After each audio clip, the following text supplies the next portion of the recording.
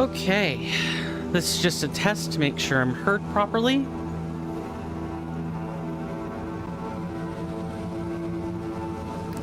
Sorry about that. I don't trust my audio setup anymore. So I have to do something.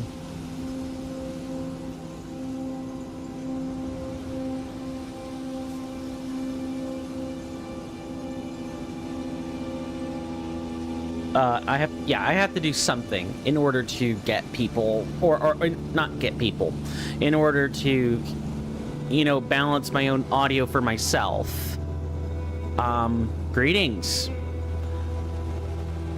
My name is Coinstamp, or Swirling Vortex, or Steven. You can call me whatever you feel would be most comfortable, and welcome back to another episode, another session of Elden Ring Reforged, Deathless, all bosses, fire spells only, routing. How is everyone doing on this fine Thursday, fine Thursday evening? I'm doing okay.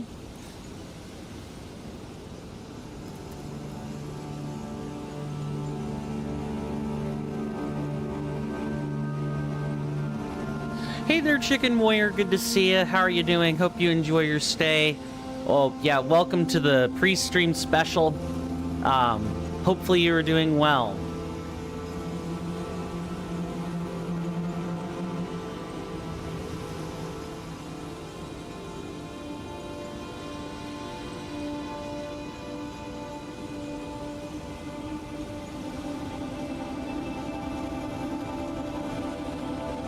Farming some levels to top off my lightning build. Nice. How's you? We are just ready to. We are just about ready to get started with the with today's routing. Since I will be answering your question in the midst of the rest of this. For those who are just now coming in, welcome to some Elden Ring Reforged. Although that is not what you're seeing on the screen right this second. Hopefully everybody's doing well. Welcome to Elden Ring Reforged, an overhaul mod made by Team Reforged, spearheaded by the lead developer Kirnifr and the secondary lead developer Ividian.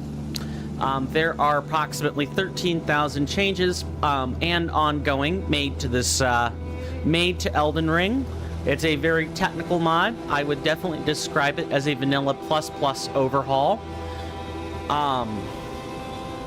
There are far too many changes for me to go over in detail, but some of them include perfect attacking, perfect deflects, or the deflect system, ducking, new spells, new bosses,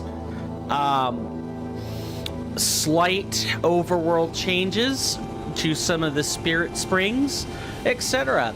If you would like to know more information at any time, for those of you on Twitch, you can type in ERR, ERRW, or ERRD to get access to the Nexus mods page, the wiki page that is being slowly phased out, but it still contains a lot of pertinent information. I do highly recommend checking that out. And the last one is for the Discord. I frequent there, although I have not been super chatty as of late, just because I really don't have much to comment on. I'm focused on my run, and that bores people at Reforged. You're either talking about other stuff, or you're talking about Reforged discussion, and most people don't really appreciate me talking about my stream details, about my runs in any other place besides media. That's kind of where I'm testing my luck, to use the phrase. So yeah, if you guys want to know more about that, feel free to type in any of those commands. Additionally, I don't think I've mentioned this too often, but I actually have some challenge run specific commands. If you want to know more information about the route notes that we're taking, or just how the route's generally been going so far, you could type in !deroute, and you'll get access to the Google document that I've been keeping up to date so far. I still have to go and edit a few things, but I will have time for that this weekend. I will make sure that the gaps are filled in accordingly. You can also type in !DBuild if you want to just see the core tenet of what my build strategy is. Finally, just in general, this is fire spells only.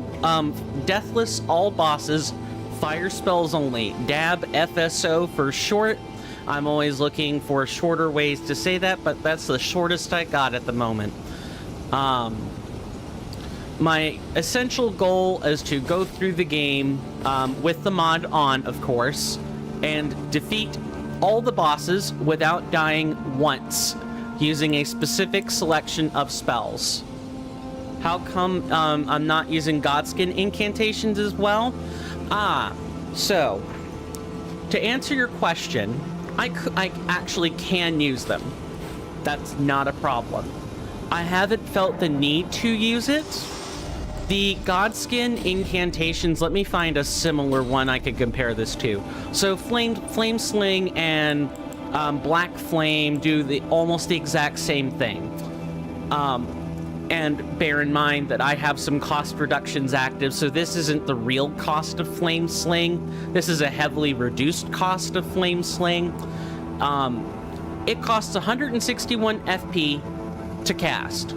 Don't worry, I know that seems high, but all the numbers in Reforged have been multiplied by 10, with the exception of health. That's been modified by a different number. For FP and stamina regen purposes. It's easier to balance in thousands, as it turns out. Anyway, getting back to answering your question. This deals pretty decent damage. Black Flame also deals pretty decent damage, but the FP cost is about 35% higher at 242 FP. And most importantly, Black Flame, the way that status works now has been changed. Normally with Black Flame in vanilla, you want to take it to a boss, right? You want to take it to a boss because the Black Flame scales on health. So, and it deals it in percentage, like it's a very nice dot. In Reforged, it's the other way around. When you explore and kill trash, the less health it has, the more damage it's going to do. Sorry, that would imply that it still scales. It's a flat amount now. This is a great time to pull up the wiki on this, because it does detail this change.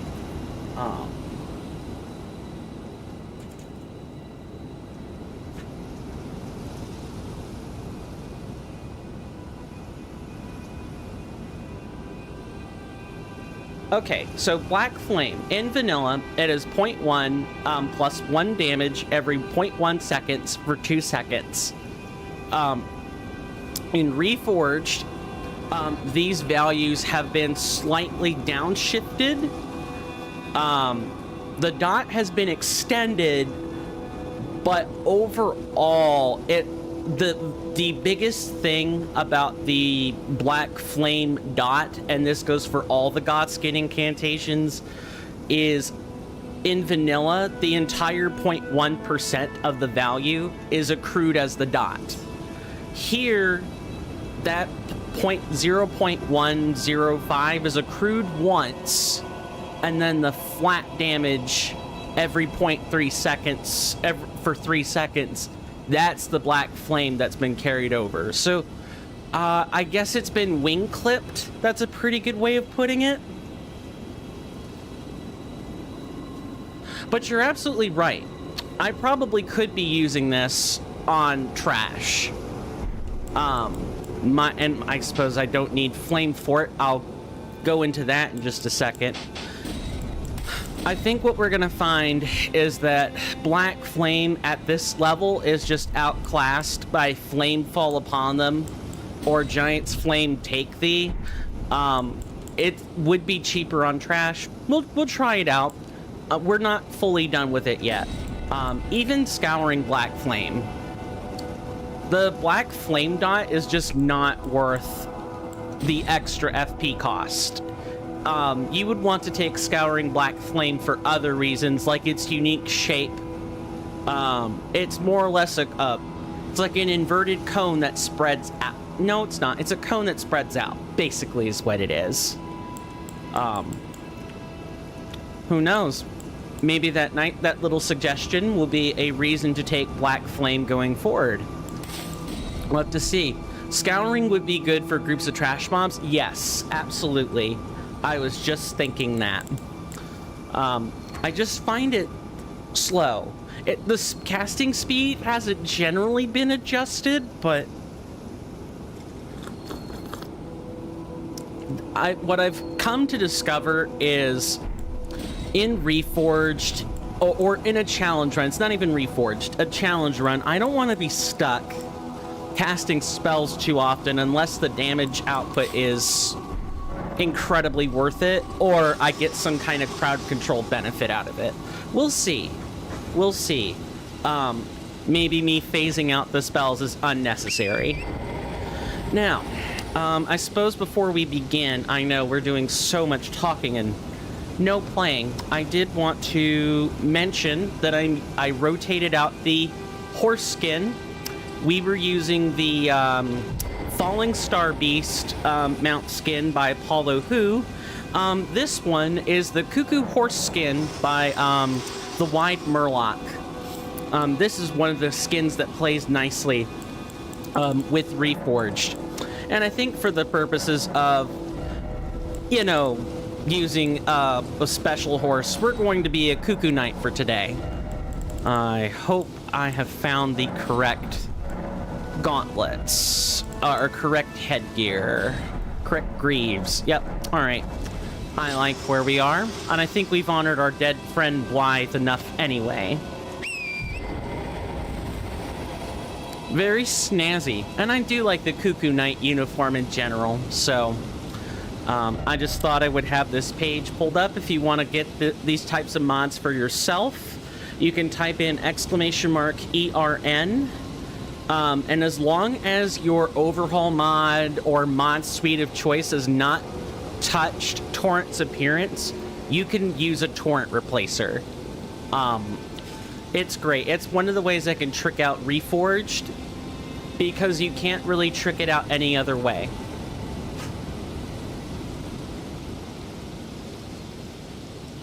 Now that we have done our 15 minutes, you should do a Red Mane Knight, since this is, you know, fire themed. I would have to get a Red Mane Knight skin though, but you're right. You're totally right. I think I contrasted the outfits once, and I'm curious to see how it lines up again. I don't quite remember. Let's check it out.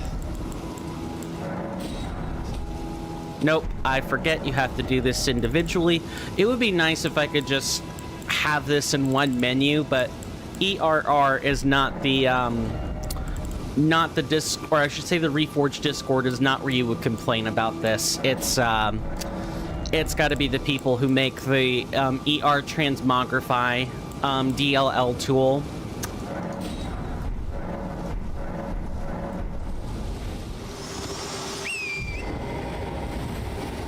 Yeah, that's not too drastic of a difference. Sure. I'll take the suggestion then. And I don't know. I think I probably should wear the headgear, but I'm not the largest fan of headgear at the same time. There are very few headpieces I tend to like. And I think we've already showcased the piece once earlier. Yeah, you know what? We're gonna go grab a helmet and then we can get started. Gotta have your protective equipment, folks.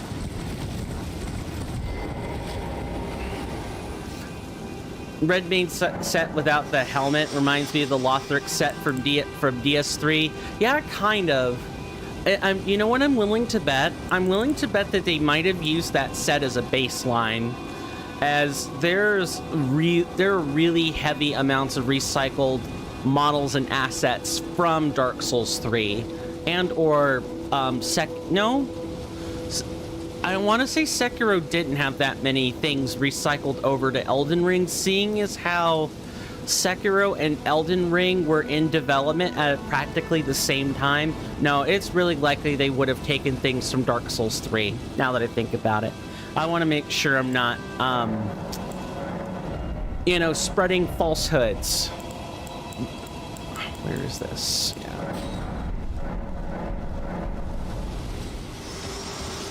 I guess I look more like a Ren Maid Knight with the helmet on, Away, Torrent. Let us, oh, and, that reminds me. I did some looking into, Volcano Cave yesterday. And, as it turns out, I was wrong. We did not need to go through the Tibia Mariner. In fact, that exact pathway, following the Bridge of Iniquity, going forward, will wrap around to where the Tibia Mariner is anyway. So we might as well just do it normally. Do we have any rune arcs available? We have one. I'm happy with this. So, how's the lightning build coming along? Is it mostly completed, or would you say you're at an earlier point than that? Like you're missing stats or something like that? Just out of curiosity.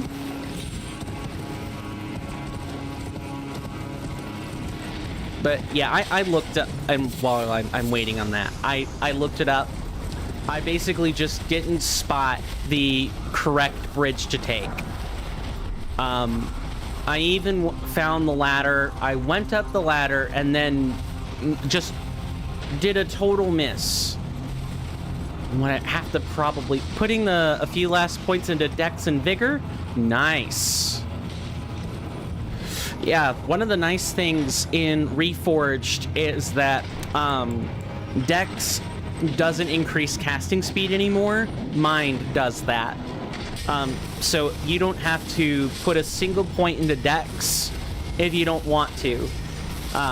It was one of those things that I didn't realize that putting Dex in for casting speed was at such odds with the way that casting plays in Reforged that now I'm not sure I could go back. Yeah, I see you, sir.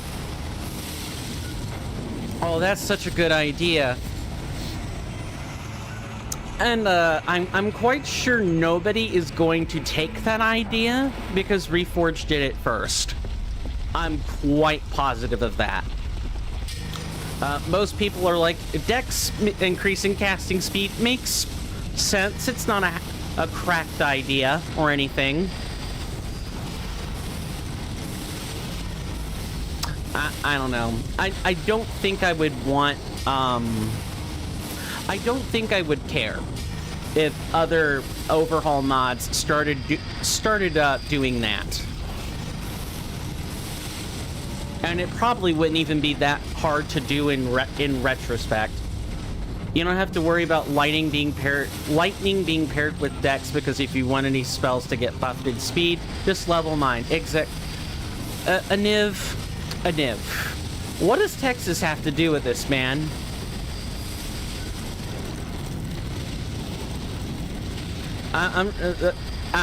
No disrespect to Texan gamers, but I'm sure they're not thinking about that specifically right at this exact moment. Oh yes. For the uninitiated, hi, this is a Niv in the green text that said for Texas earlier. Maybe leveling mine boosts gun firing speed. Perhaps. Yeah, I could see it. But even still, I still think dexterity would be a much better representation of that. But I guess we were trying to parse what a Niv was saying, huh? Yeah, a Niv is an AI chatbot. He uses it uses a Markov chain algorithm in order to reply to chat messages based on the things that are said. And its machine learning was mostly based off of the Super Metroid speedrunning community, so Oats and Goats or Emmett, those sorts of people.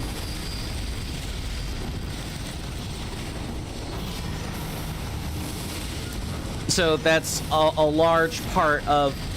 I gotta be careful. So don't mind Aniv. He's not gonna say anything too crass. If he does, I will purge him. And I have him set to reply to about every 10 or...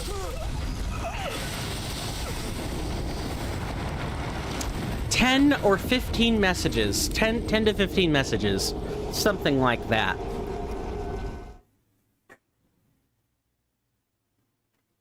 That is an awful death.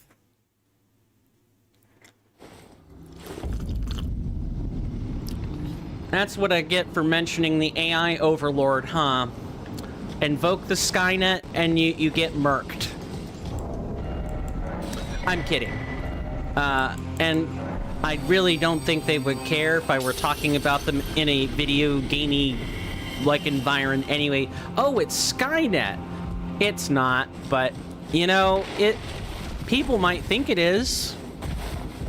And there are some people that are so hardline against AI, it doesn't matter what it is.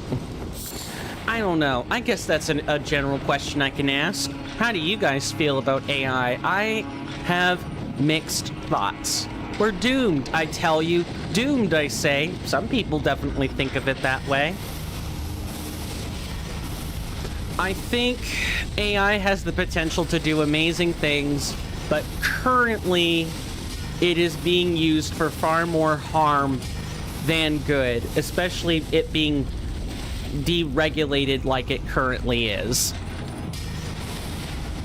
I don't even care which country it's part of, and I say this as a resident of the largely deregulated United States, as far as AI is concerned anyway.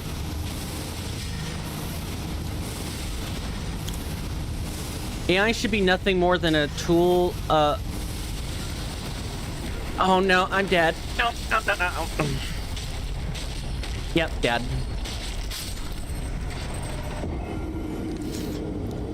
By the way, you could grapple escape that. You have to thrash very hard, but you could grapple escape that. I was unable to do it. And you know what? I am not upset about the 100,000 runes that were in my death marker whatsoever, because it takes us 140,000 runes on a level up anyway. So at this point, I'm kind of used to losing that many runes in one sitting. It happens. To any topic at best. Yeah, I would want AI to have a limited network for the purposes of, say, really complicated medical procedures, or to be used on tasks that are far too dangerous for humans to be undertaking by themselves. I think there are good potential applications for it, but you have to have the job infrastructure to support that.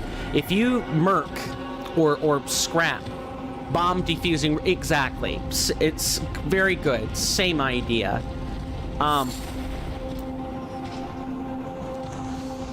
You have to have the job infrastructure to support that. It's not a good idea if you don't have a backup for a human, and don't just say that. That's not a call out to you specifically or anything. It's just a call out in general. Don't say learn to code. That's stupid. And it literally forces people to boomerang to the opposite end of the spectrum on the AI issue immediately.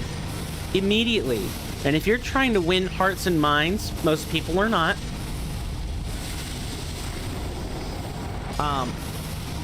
Telling them, oh, just adapt. That's essentially what learn to code really means. It's code for adapt. Adapt or die.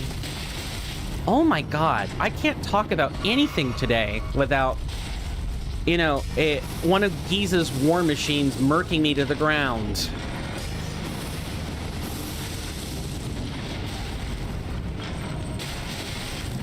Oh my god. I'm gonna have to focus while I'm going through here. And here's the thing, I don't think I could just run through here. Oh, you're running away. I don't think so. Come back here.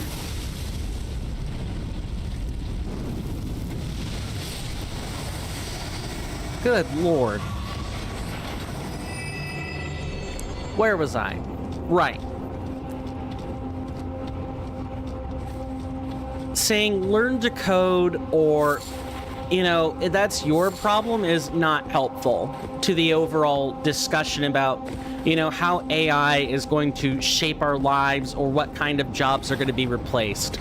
And it's easy to say, well, okay, you know, it's going to take up jobs that no human really wants to do anyway. So it's not a big deal, except that the last 1,500 years of living up to the point where AI was made. Where's my Mr. Handy robot? Agreed. I also want a Mr. Handy. Those kinds of robots would be sick.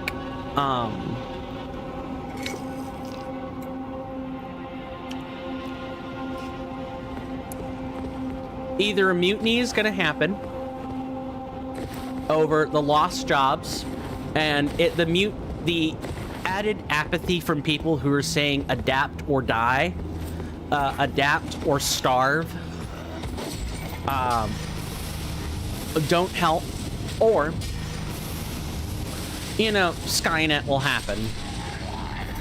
This is discounting the rest of the geological sphere of events, you know, the wars, the earthquakes, the tsunamis, the volcanic eruptions, all of that stuff.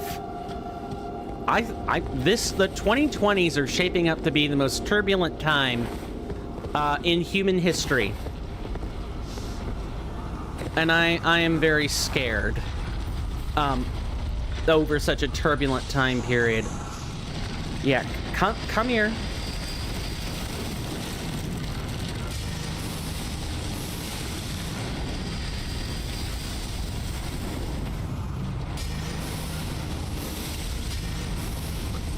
These ones with the Giza wheels are very, very annoying. Really, game? Yeah, sure, I can snap pivot while casting a spell. I'm allowed to snap pivot. Oh, Christ have mercy. I can fight one. He has 2 levels of aiming while locked on. Yeah, this is, that's with Blood Boon in general. It's a very finicky spell. It does not like being aimed while locked on. You generally kind of have to be off to the left when you're locked on. Oh, no. Get back up on the rock edifice. Rocky outcropping.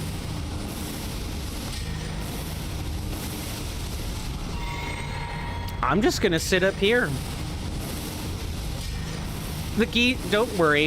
If these guys really wanted to, they could find the rocky outcropping and roll up here. So this is not a banned interaction as far as I'm concerned. Okay, our bleed buildup is getting to be a bit too high. So we're going to wear the Sword of Night and Flame. One of the other things that changes in Reforged is the affinities. There are new affinities that were added. One of them is Fell. It's a fire affinity. And while you wield the weapon, you don't even have to be, like, attacking with it. It drains status effects. So, Death Blight, Blood Loss, Frostbite, and so on and so forth. And I'm sorry, I forget. In vanilla, there aren't really drain effects on gear. That's kind of a Reforged special. The thing about Moog, when Moog uses it, is that he's much taller, and his is more potent and has a larger hitbox. Yeah, whereas ours is like the baby version, which is fine, but it is a very technical spell. If you don't know how to aim it properly, you are going to have problems. I was about to say, maybe you should think about rolling to the left so I could murk you.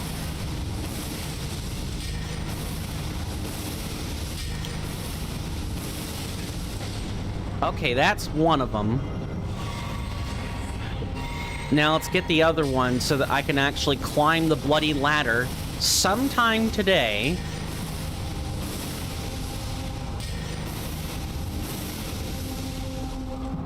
I get the feeling I'm gonna have to step down so they can come over here.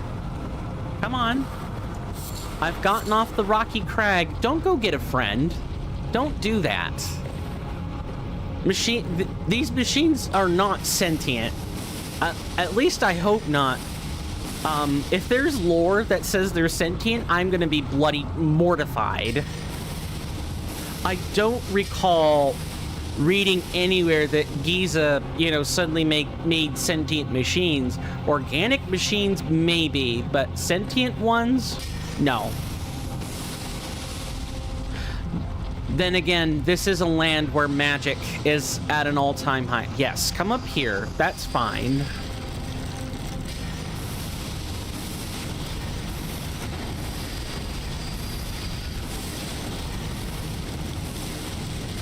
Riveting gameplay. This has to be boorish to a lot of people, and I do apologize for it. But we've already died twice. Yes, twice. We've already died twice to these machines, and I do not want to die a third time. Yes, please keep your back turned. Shit. No. Lose interest. Away, I say. It's the red armor, isn't it? The striking red against the contrast of the gray ash. I could see it. Oh, you are a jerk. Okay. Ha! They're jealous of the Elden Bling. Yes. Speaking of which, I can demonstrate this.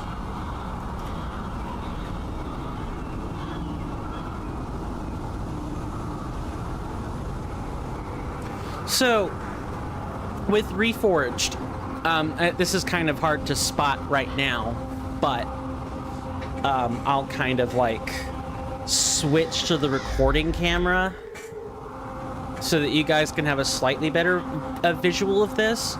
So when you download and install ERR, it comes with active and optional DLL. Think of DLL as being injectable code that goes on top of the mod. There are a few things that Kirnifr and company have reached out to various mod authors and been like, hey, can we like use this in our mod and stuff? They've done the footwork.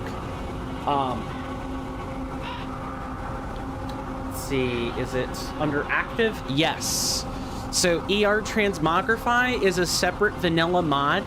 You could technically install it on top of anything that supports it, but there's a version baked in to ERR that it's just part of the package. If you move ER Transmogrify out of this, if I wanted to, I could take these two files, come over to the optional DLL, move them there, and then the next time you play Elden Ring Reforged, you won't have the transmogrify system. Of course, I don't recommend leaving things transmogged if you're gonna do that, but that's the beauty of the DLL system. The stuff that's active, the framework is there to read it. The stuff that's not inactive is not going to be read when you go to download Reforged. We have several. Unlock the FPS, adjust the FOV, the title skip, which I have I currently have active. I have most of these active.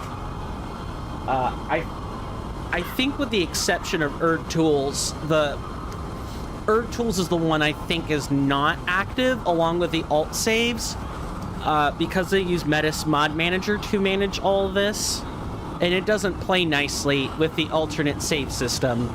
At least not yet. It'll read it, but I got stuff built up with the old save structures, so I can't afford to use Erd Tools as much as I would love to. Erd Tools, for those who don't know, is a mod that basically is a built-in cheat engine. Erd Tools can let you access debug. It can let you do things like open the map in combat, which works with most things. It strangely does not work with Reforged.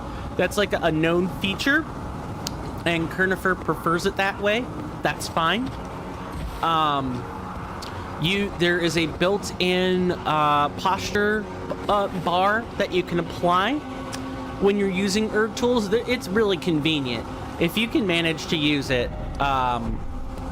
you should. If you're a first-time player, definitely feel free to make use of it. Or don't. Up to you.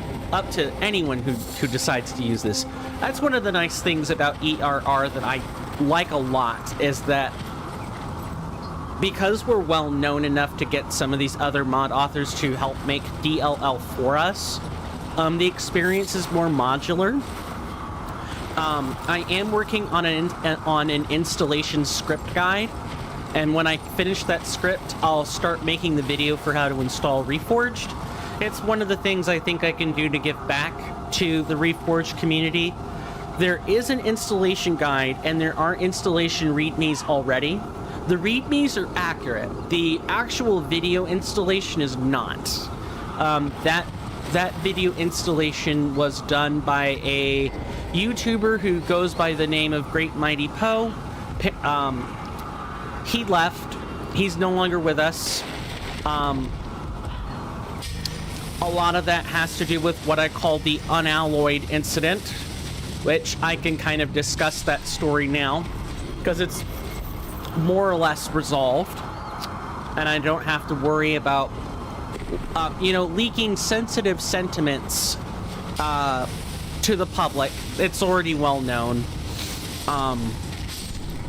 But as a result of what the Reforged dev team had to do to get a specific mod author to stop doing what they were doing, he left. At least I think that's why he left. I could be wrong. But he made that video before the new file structure update, and there hasn't been a visual installation guide as a replacement yet. So I'm hoping that I can fill that void that Mighty Poe left behind. Now, I bet the next question's going to be, what the hell is the unalloyed incident? So, there's a mod out there made by Mount Lover. That's their Nexus Mods author handle, called Elden Ring Reforged Unalloyed, or the Unalloyed Mod Pack. It started out as being kind of like an expansion pack to Reforged, and it was done without permission. There were things that it changed, and it used a version of ERR Reforged as a baseline. Essentially, it's plagiarism. It's outright theft. That's really what it is. And Mount Lover had been doing this for a literal year. Someone would leak the codes to Mount Lover, or Mount Lover would find a way to get a hold of it and incorporate ERR, all of ERR's changes into his unalloyed mod pack. Nice, right? So eventually at around patch 0.11.6, 11.7, something like that, Team Reforged came up with the ingenious idea of taking the regulation bin file that you can use. You can load into DS Map Studio, which is a separate program that reads these, and hid the category names for things, so nobody could tell like where certain effects were. If it was part of the base game, that's fine. Those files had their name, or those components of the reg bin were not obscured. But all of the ERR exclusive stuff was obscured, which led to problems with, all of our contributors not being able to contribute to ERR because they can't see what the hell they're doing. Basically, they can't mod ERR properly in the background because they can't see what any of the bullet effects are named, or what any of the ERR specific categories or scalars were. They had to guess blindly. And eventually, this, along with a few other changes, was enough for Mount Lover to essentially get,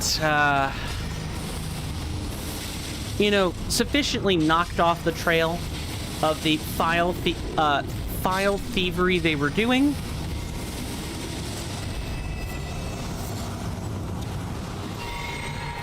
But needless to say, those changes are still in effect.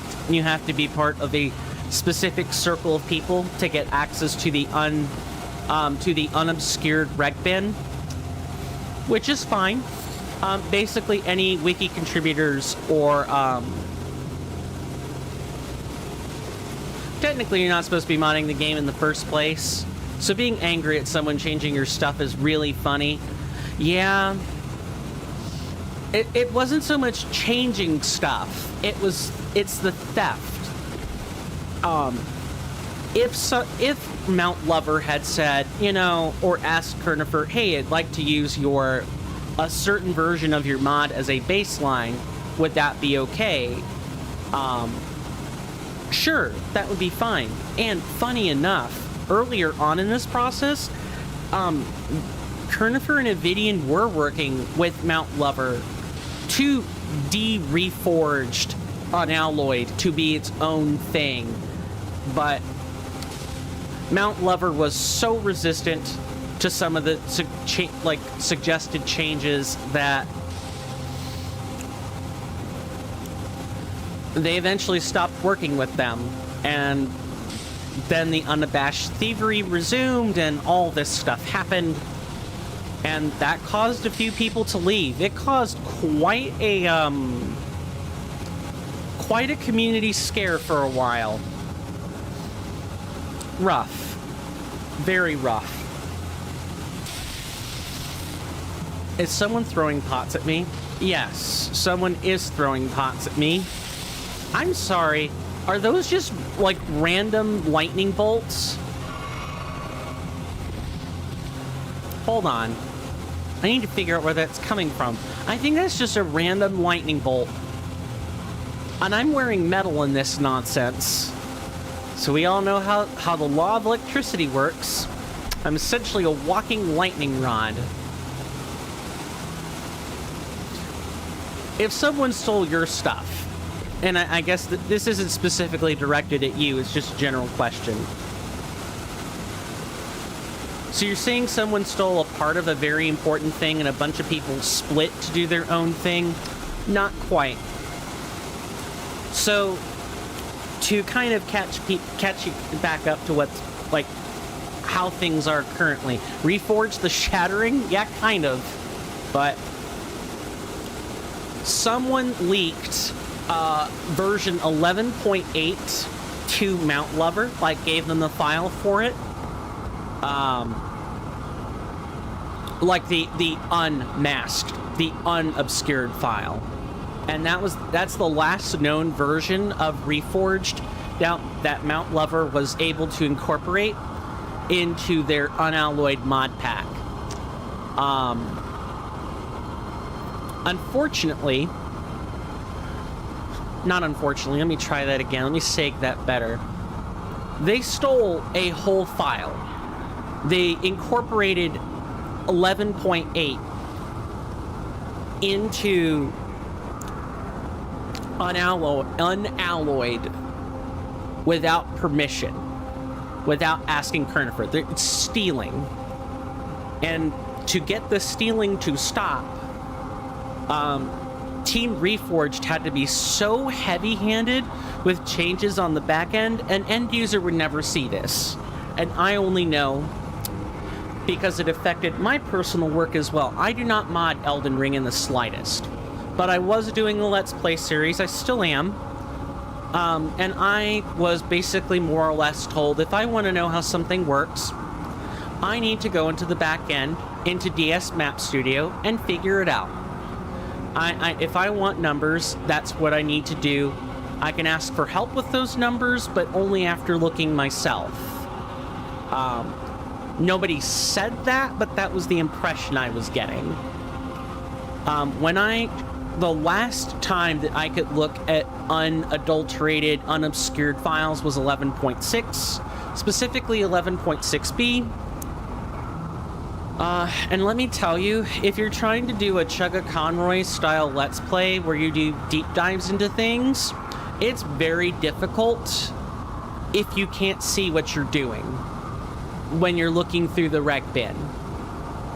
So that hurts. That's how heavy-handed they had to be to get Mount Lover to stop. How many versions of Reforged? We are currently on version 0.12.7. That hasn't changed for about a month, maybe? I can look here.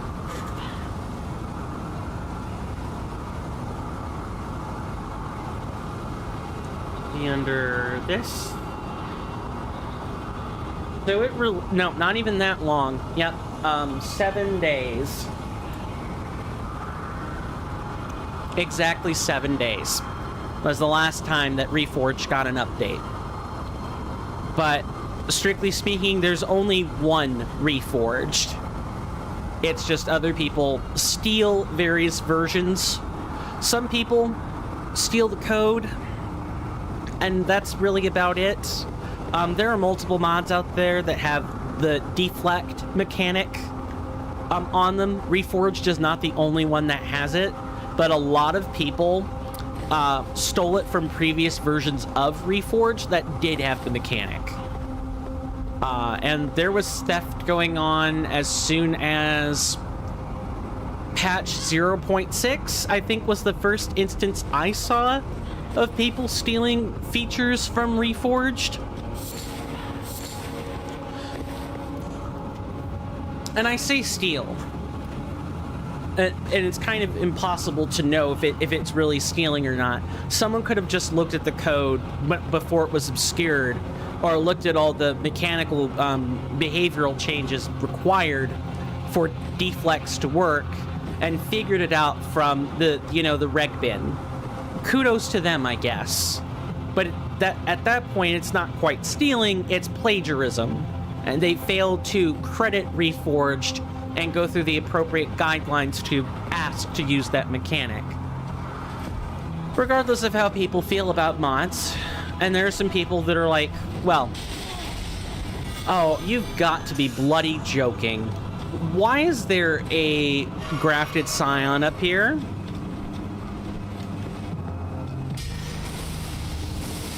I'm gonna have to focus now. Oh, if you're just gonna do this, please do that. I'd rather not fight you honestly if I don't have to.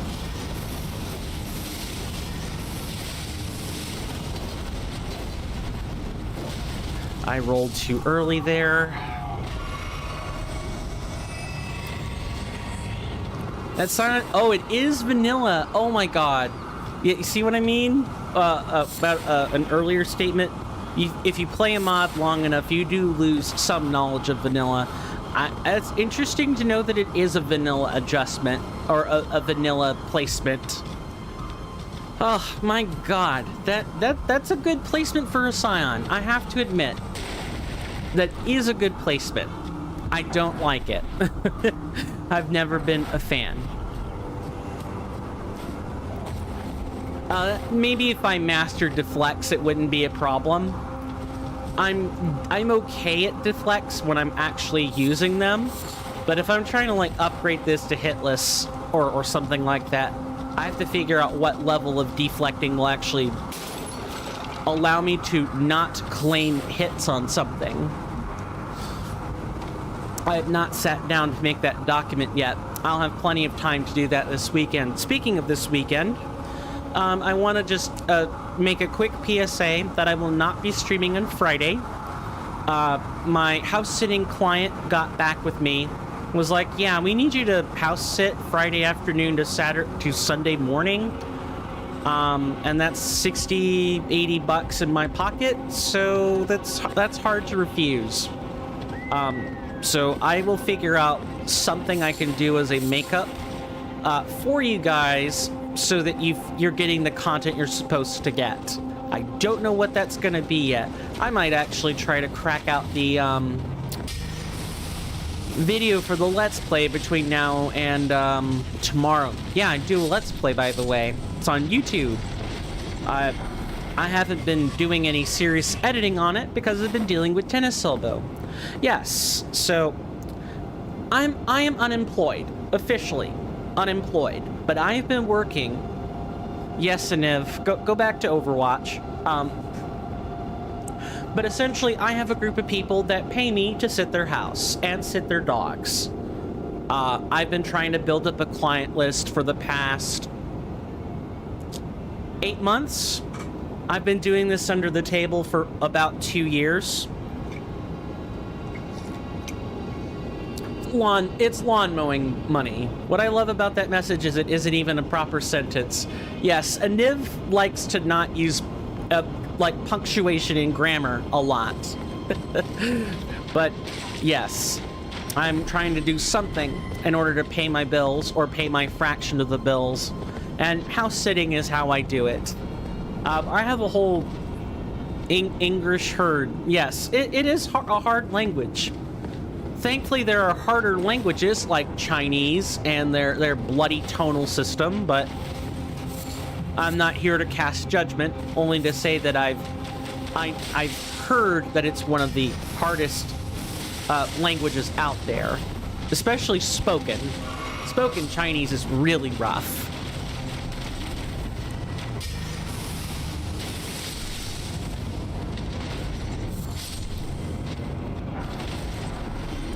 But yeah, I do house sitting. I also do house drops, and I will dog sit for people. Now, when I dog sit at their house. I do not dog sit at my house, as my dogs, and by extension my family's dogs, are not well trained to behave with other dogs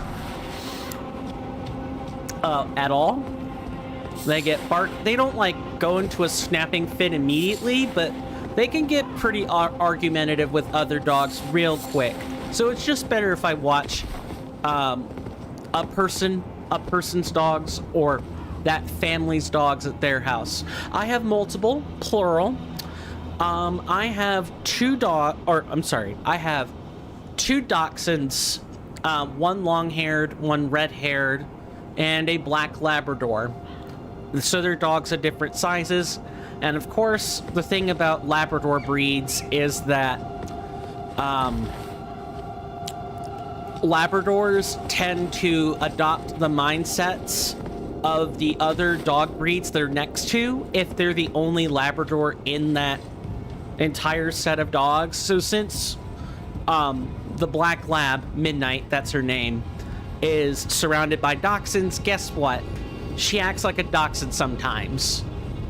Gets really snappy, doesn't like, people invading her space. That's any dog, but what I mean is that she responds in the way that a dachshund would, instead of a way a lab might respond. Sometimes.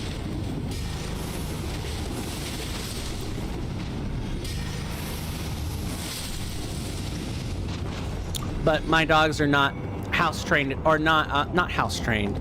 They're not trained to deal with other dogs well. So I don't dog sit, as it's officially called, or pet sit, as it's officially called. I've done quite a bit of research on this because I'm turning it into a small business, more or less. Takes time to do that. Got to build up the clients, but that is essentially what I'm working to do now. House sits refer to actually staying over at a person's house. House drops refer to dropping in and checking out the state of a person's house for a specified number of hours. And dog sitting is essentially the same as house sitting, but instead of the house, it's their pets. And you typically take them with you. And there are going rates for all three of those things. For most people, and I want to say there are portaling websites as well, where people post these types of jobs. Like looking for house sitters and so on. The going rate is somewhere between 30 to 80 US dollars, depending on the rate of travel, level of expense, etc. What I've sort of done is, I want to say that's a new enemy. It is. Okay. I have flat rates. If I have to house sit at someone's house, if I'm allowed to eat out of their pantry, then I do the cheapest rate on the market, $30 per day to house sit. And obviously, if I don't sit there the full day, then it's half. That's fair. If I have to feed myself, like externally, I'm gonna have to charge extra to make up for that. So I tack on 20.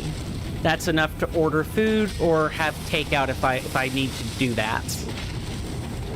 For house drops, however, I charge the most expensive rate known on the market, and that's 16 US dollars per hour. I realize that sounds ludicrous, but you'd be surprised the number of people. Fen squatters or intruders yet? No, and I hope to God I don't have to.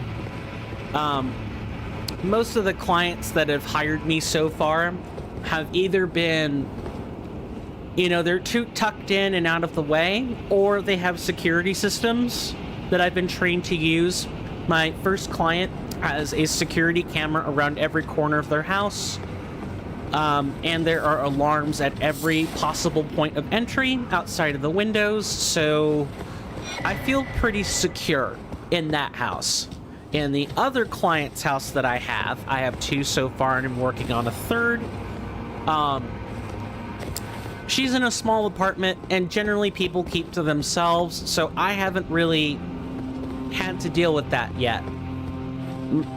I hope I don't have to start.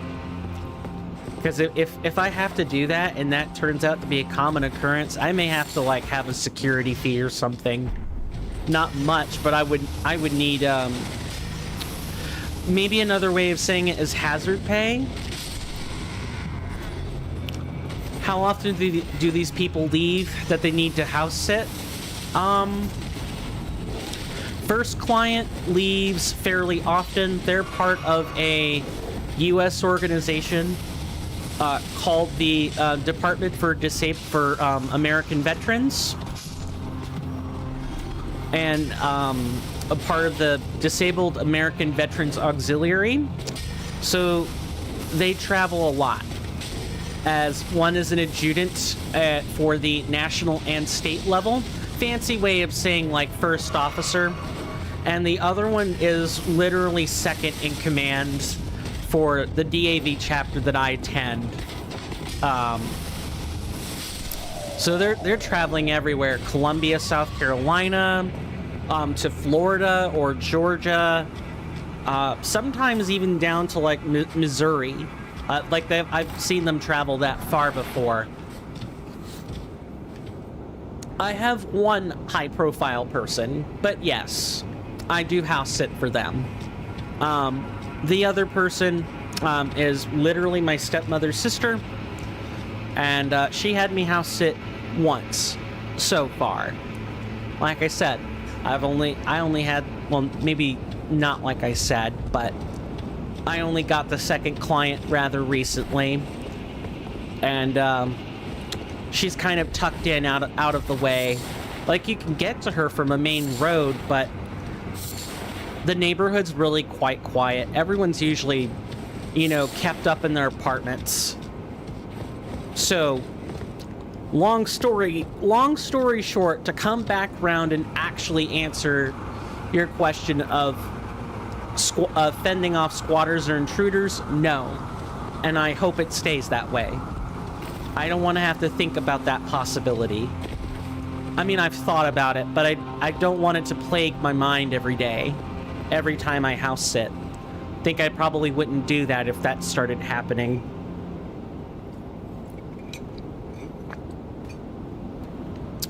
How far are we? I think we're maybe about at the halfway point. Let me get to the next ladder, and then we're gonna take a commercial break real quick. We're already a bit overdue as it is. I want to thank everybody so much for, you know, hanging out with me, chatting with me, keeping me company, or even just having me in the background. I appreciate any and all of that.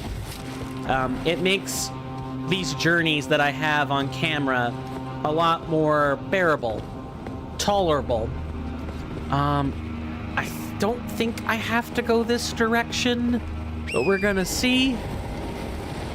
I think it's across this bridge, if I remember correctly. Dear customer. Yes, welcome. Value, please. I'm hungry. Oh, hello. Rupturing and feverish aromatic? There's a gnat flying around in here. That's why I did a weird motion with my... Oh, you know what I just realized? I haven't had the correct, overlay on my screen the whole time. Yeah, they moved the merchant. I forget where it was before. It might have been across the bridge or higher up on the hill. One of those two things. How nice, please. Let's see, volcano pot? Isn't that just... I need to buy this for science. And we should take that stone sword key. He was up a different ladder. Yeah, okay. That's what I remembered, but memory was super fuzzy. Thanks for that. This is the infinite explosive bolt guy. Gotcha. Does he still sell? I don't think he does. No, he does. Yep. Never mind. It was literally on the screen. Coin can't read today. Kind of. Alright, so what are these? Creates heat cloud, causing continuous fire damage. What? I'm sorry, I've never seen this before. This has gotta be a reforged. Is it a reforged item? I don't recall volcano pots being in vanilla, and I've been up to... It's reforged. Gotcha.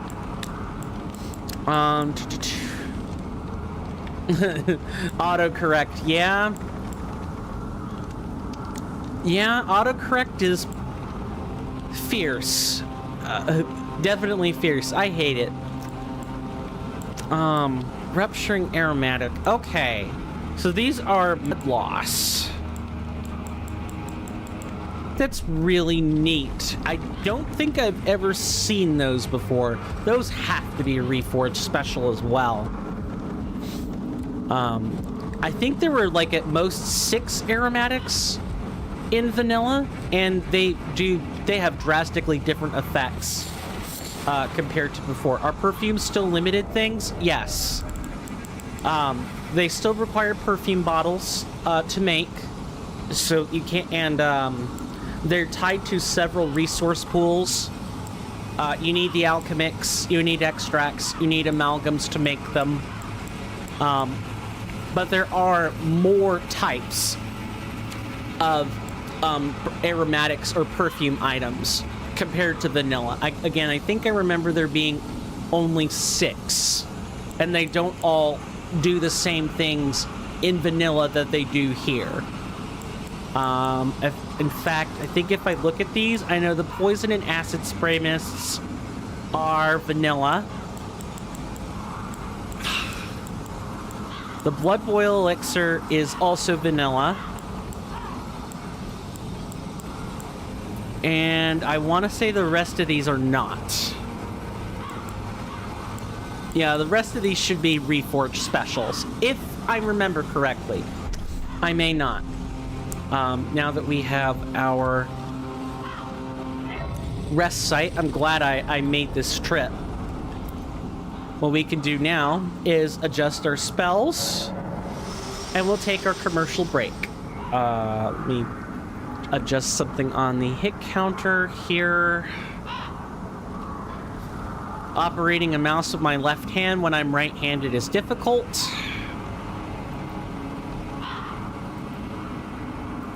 Yeah, I think I remember you having to... Wait. Do you have to kill the falling star beast? God, I looked at this yesterday, and I've forgotten some things already. I don't think you have to. I think they just... In the video I watched, I remember them getting the campsite for sure. But I think they skipped the falling star beast to get to the volcano cave. I'm going to reference that video again over break, and when we come back, I will have a verdict for what we're going to do next. So, if you're new around here, I take 5-minute commercial breaks. I only run ads for 90 seconds of that on Twitch. YouTube, this is going to be a pretty lonely 5 minutes for you. Sorry, I just don't have those tools available. I have to make more videos and get more views for that. But I do want to thank everybody so much for being here. I greatly appreciate it. I'm generally away from my desk. I'm up, I'm stretching, I'm checking in on my dogs, this kind of thing. Volcano Cave is just a path off the frenzied camp of soldiers. It's the opposite direction of the bridge by going left. Okay. Gotcha. And I'm sure that'll line up with the video I'll be watching over break, because that is what I'm going to do. Thank you again for all your help, Chicken Warrior. You've been very invaluable. Right instead of left. Yeah, gotcha. But I will be taking that break, and I will see you guys after these 5 minutes. Thank you.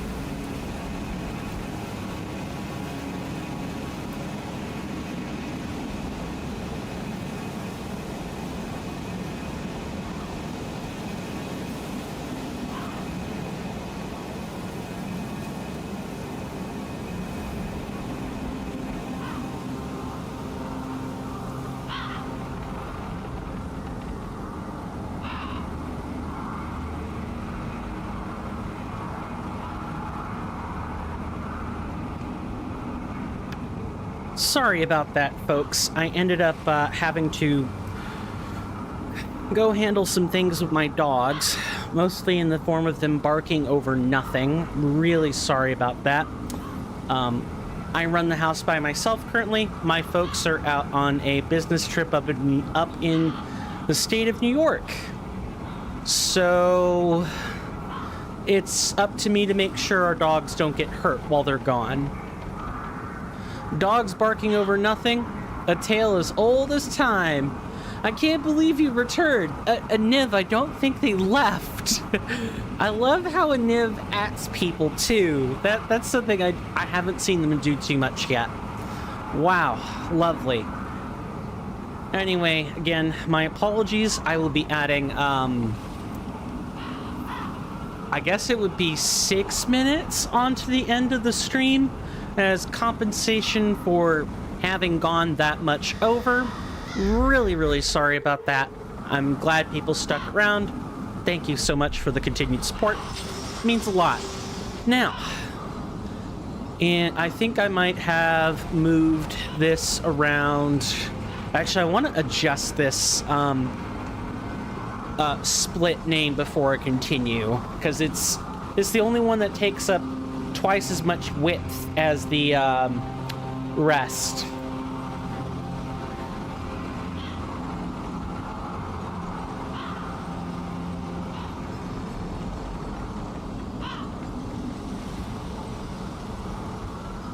There we go. That's a bit better. Sometimes you type these things and you don't even think they're going to cause a problem until they do, as far as like formatting and like positioning of the hitless counter is concerned. And I am using a hitless counter for this as opposed to a deathless counter, because I realize that this is deathless, right? Ultimately, it doesn't matter where the it doesn't matter where I die, it's still a death. But I like having the precision of being able to see where I died. You know what's funny? What's funny? Well, while I'm adjusting spells and checking out a codex entry on this. Would be exotic wildlife, wouldn't it? No, it's not it. You're only a short distance from the cave? Yep, totally am. It's across that bridge, and where I saw the demi-humans earlier, if I had gone a little bit past that, there would be a cave to the left. I looked at the video. That actually only took me 3 minutes to do, because I knew exactly where in the video I was having problems following along. This boss is technically closer, so we are going to do it first. But in the future, I may elect not to do that. I don't know. I feel like I could go either way in the particular routing for this section of bosses. Right. What am I doing? I was trying to find an entry for this. Mandatory shilling for the bottom of the hour. Kind of the bottom of the hour. If you hadn't done so already, as in a collective you guys, either on YouTube or on Twitch, please consider leaving a follow or a subscription. It ensures you don't miss the content, and on YouTube, definitely make sure that notifications are turned on. Click that bell, all that fun stuff. That kind of thing. And I'll leave it at that. Follows and subscriptions go a long way with helping me out and helping you out. It helps us both. Is it a living construct? No, where did I see this? Here it is. Okay. Immune to blood loss, sleep. Good. Okay, so Blood Boon will be getting moved out for this fight. Immune to sleep. Good to know. Alright, so I can adjust my spells accordingly now that I know it's immune to that. Okay, so here... The full-grown Falling Star Beast is pretty large. is definitely harder because if it hasn't changed, that cave is a demi-human queen that you killed in 6 hits. Well, the demi-human queen probably has been changed, but I guess you'll get to see that when we go through that cave, because we will be doubling back for that. We're gonna get rid of anything that isn't incredibly useful right now. I'm gonna keep Frenzied Burst as a ranged option. And I think actually we'll be climbing up the ladder for that. No, not the ladder. We'll be able to take the Spirit Spring up. So I'll actually have a second to set up. So I will keep Flame grant me strength. Dropped a cannon I don't have the strength for, and 11k runes. Lamau. Yeah, I sell some stuff with this challenge run. I know the feeling. Dropping stuff you don't need for money. It makes the world dance, as a certain song might say. All right. Now, for those who are new here, generally during boss fights, I am not a super chatty person. If you say hi, I will say hi back. If you ask me a question or make a more involved statement, then I'm going to probably ask you to please wait until I'm finished with the boss or I die, and I will totally respond meaningfully to your statement. Something along those lines. If you want the notice for this, I have a lovely little command. If you type in !BOSS, you will get that same warning, but in a little more concise formatting and syntax. All that fun stuff. Wish me luck. I hope I won't need it, and I will see you guys on the other side of this boss fog.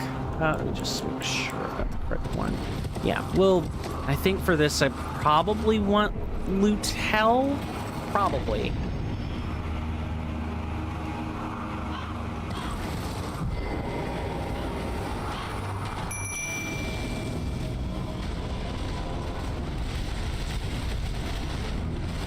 Oh, yeah, bad timing.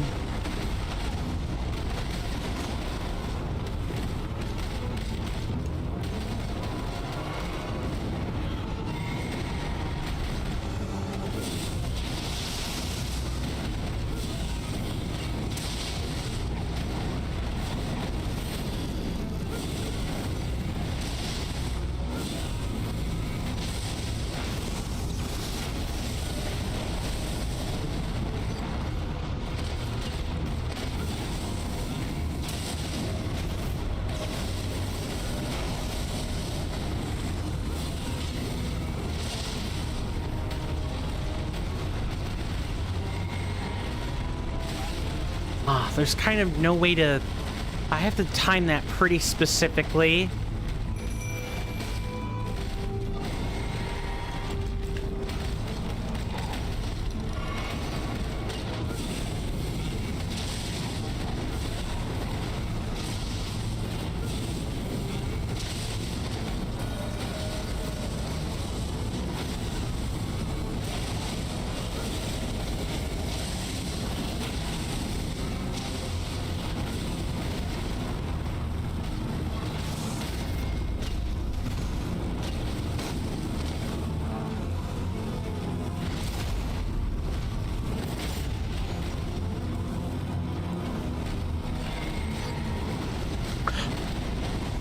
I almost rolled off that cliff. Oh my god.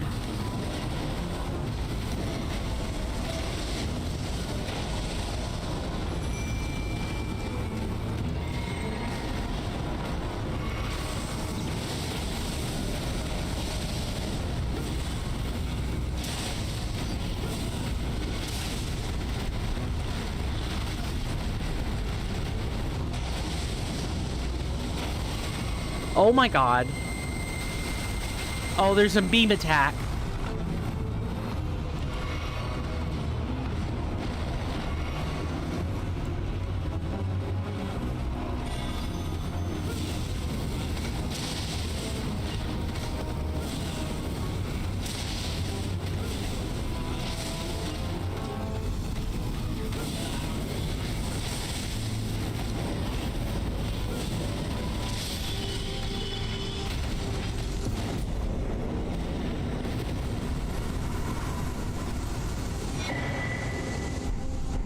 Well, that happened.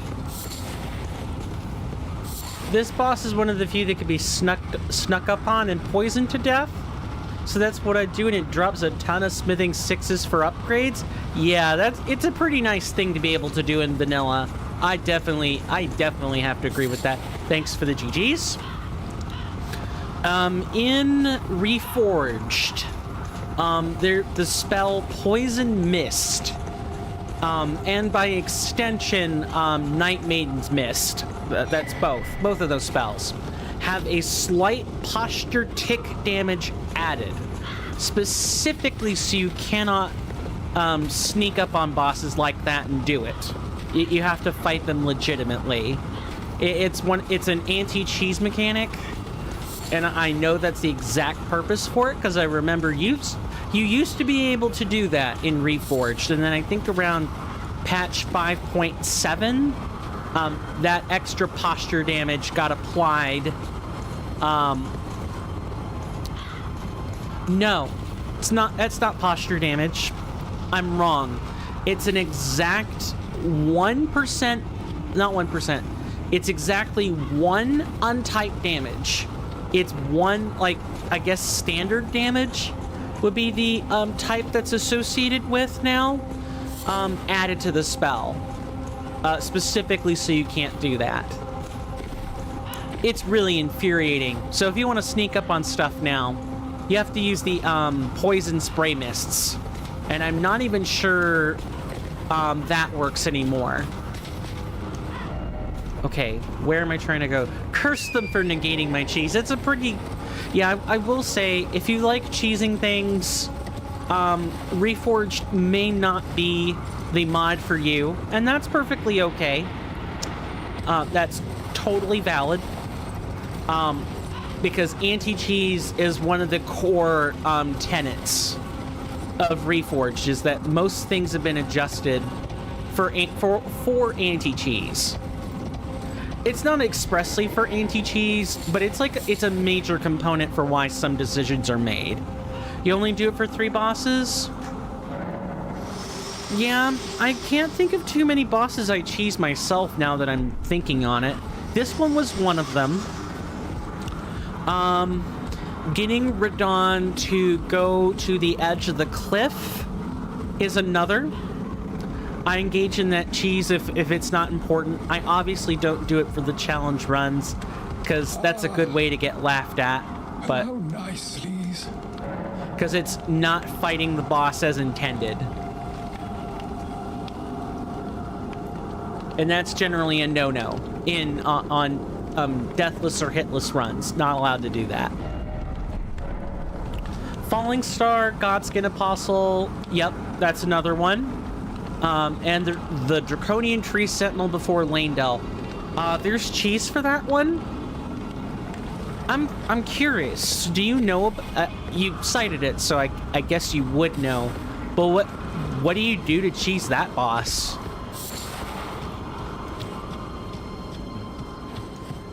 Just out of curiosity. No, I should have mounted my horse through this. You could sneak along the cliff and through the bushes behind him to poison him? Oh. Neat. I get the feeling poison is, like, behind, like, half of the cheesing things. Would that be correct? We have made it to Volcano Cave. Finally. My original design intention the whole time.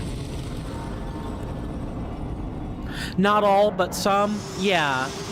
Specifically because it doesn't do posture damage, right? It sits there, it builds up status, and then, blammo, poison. Yeah. I used to be a Dark Souls 3 challenge runner as well. And there's a very specific case of cheese that I use to great effect during my own challenge run in New Game Plus with dark spells. Pestilent Mist, that's the spell. Pestilent Mist is a sorcery. I forget where you find it, But the big thing is that it Wolnir cheese. Yup, that's another one where you can use pestilent mist. But this one I'm talking about, this cheese, it's like pseudo cheese. You still have to fight this boss, but you can skip his second phase. By that I mean it never happens. So Dragon Slayer armor on the bridge before you get to the archives. His gimmick in vanilla is that for most people, most of their attacks break or deal damage to poise as well.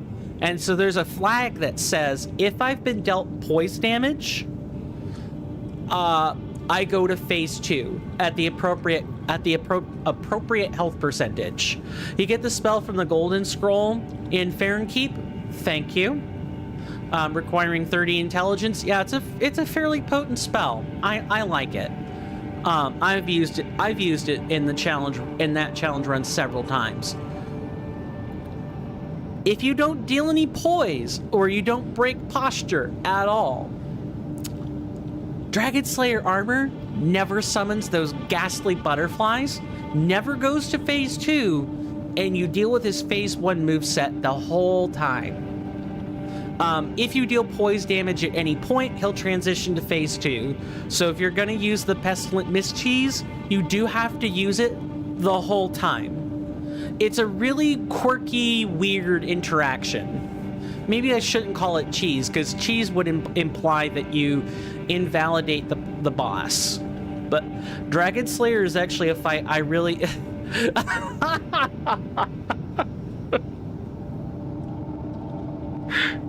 Aniv, those are fighting words, man. You gotta watch what you say.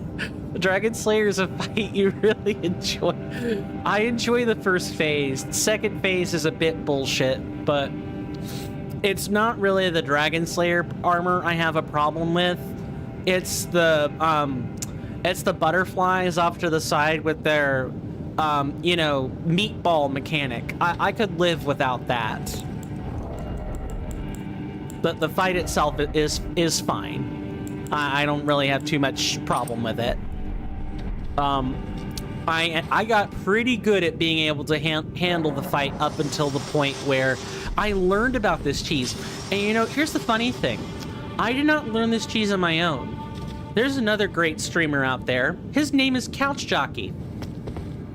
It's a lot of talk from a bot who could be switched on and off at will. Yep, I can go into Aniv's chat and unsummon him if I really think so.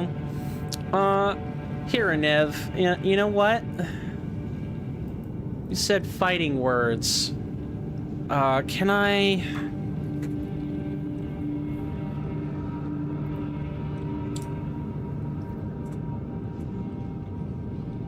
I can't do it. I can't do it on this layout. Hang on. Sounds like you should just get good, Aniv.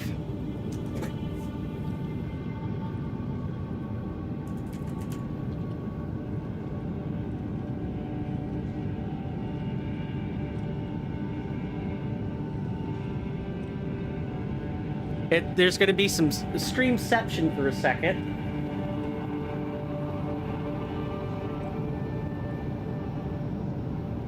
I don't want to ban him. I just want to time him out for like a few seconds.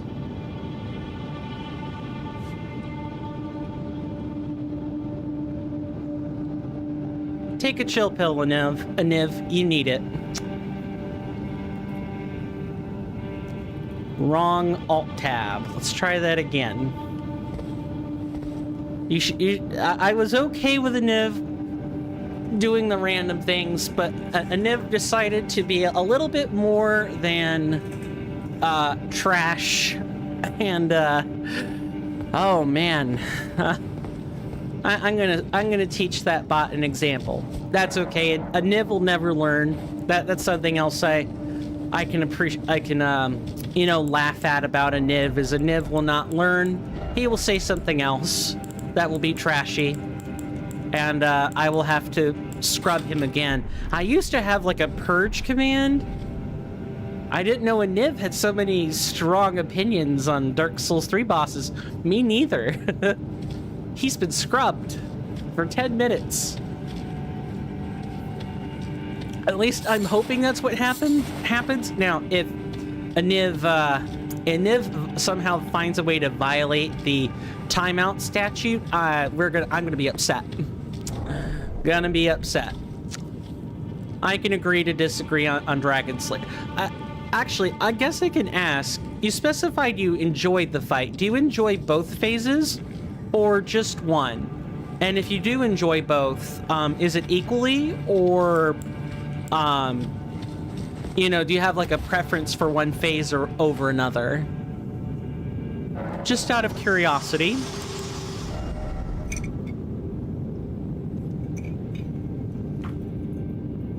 I do not enjoy the Angel Laser of Death and Flying Meatballs of Death. You're in the same boat as me then. I don't mind phase 1. I'd rather fight Dragon Slayer himself. Yeah, I enjoy the cadence of Dragon Slayer armor when I'm fighting it normally. And you know what? You could have your very own copy of that in Reforged. There are 2 bosses. There's a dismounted tree sentinel up here on the Bridge of Sacrifice in Reforged that's not on a horse, and it's a literal port of Dragon Slayer armor, but it's been remodeled for Elden Ring, and it's wholly not lightning. Yeah, that's a pretty good guess. I would imagine that's what they did. They used a similar animation skeleton and modeled all the moves. Yeah, I don't think I've mentioned this, but Team Reforged, they also added the old Demon King. Now, that one I'm a little confused on. Do you know which boss you're talking about with that? Because I do not remember the old Demon King's moveset, so I wouldn't know what kind of port that is. The second copy of the Dragon Slayer armor is in here. It's a named tree sentinel that has both phases of that fight. There's 2 copies. It's a pretty nice fight, I have to say.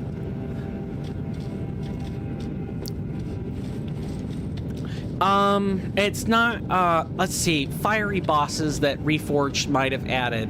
Azash? You're talking about Azash, Fury of the Redmanes? That would be the one I'd think of. I don't think that's old Demon King, though. I'm scraping in my head all the different bosses that could be in Elden Ring. I'm thinking or Reforged. Let me check the wiki. I bet it'll be on there. Yeah, good idea. And thanks for promoting the wiki with that sentence, by the way. As soon as we get the new one fully swapped over and I know what they're doing, I will update that command. I will update the command with the appropriate wiki link, but the one you're visiting should specify which one it is. All right, let's adjust our spells for exploring. I guess I'll use Black Flame here, sure. Yep, all these look good. And this one.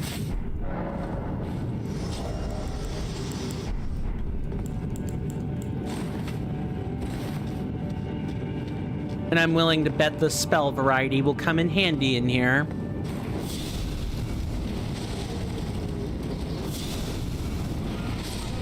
Yeah. Proven right already.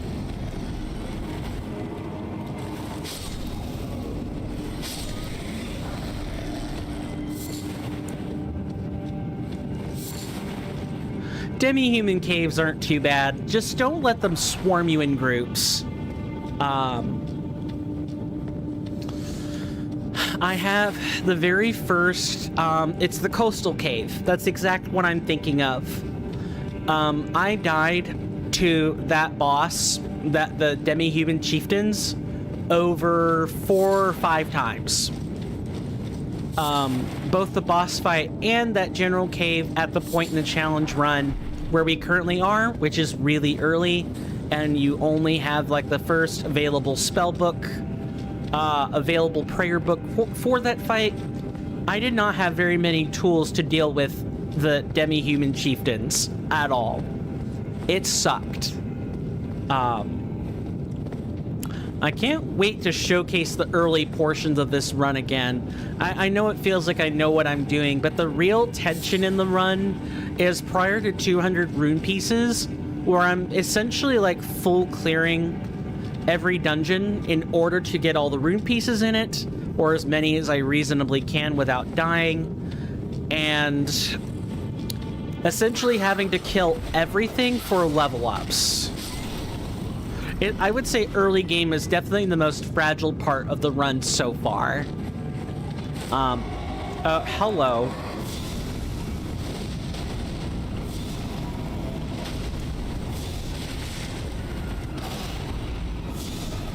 No, you go away now.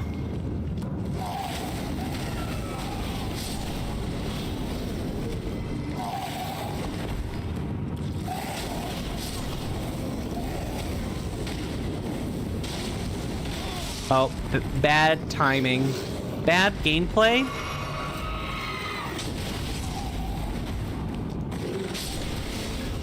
Okay, I'm being reckless. That has to stop.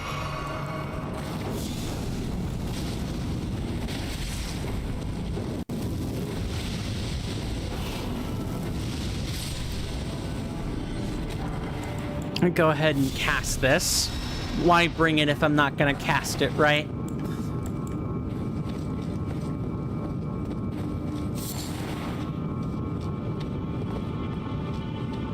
I really had to clear out this whole room? Awful. Was there anything else in this cave? I really... Once I start getting to Mount Gelmir, this is where... Yep. Sure is. There's a bloody rune piece up there. Wait, is this the exact same cave format? Fellthorn Spirit. You find it in the Ashen Capital? Ah, I have not been to the Ashen Capital ever, so... We're going to have fun watching that together and literally learning it together. But, you know, where is this? Do I have to go further up to find it? Where does this wrap back around to that platform we saw earlier, where you would find the Erdtree Favor 2? Yup. I knew there was a boss I was forgetting. Mainly because I just never dealt with it, and it was that one. And you know what? I even addressed it in a patch, in one of the more recent, not more recent. This would have been before you were here, actually. I remember that patch coming out. It's not Old Demon King exactly. It's one of the more one of the two miscellaneous demons you will find around the map, like near Orion or Smoldering Lake. Yeah. That makes a lot of sense, actually. Where is this bloody passage? Well, that happened.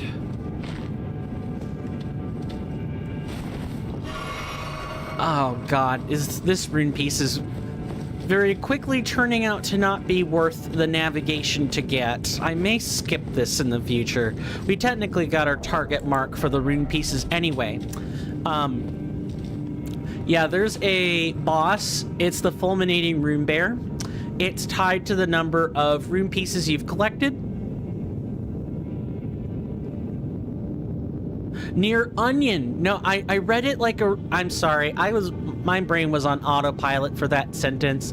It's Onion. You typed it Onion. I just misread it. My bad. Like Sigurd. You call him Onion, Onion because of the armor. Makes sense. Yeah, you know, there's two types of autocorrect in this world.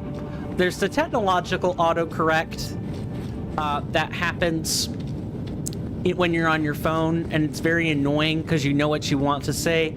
And then there's your organic autocorrect, your brain autopiloting the sentence. That's what happened. My brain autocorrected to whatever I wanted to read, apparently. All right, is it down here? I think it's down here. Jump down and it's over here. Yep, got it.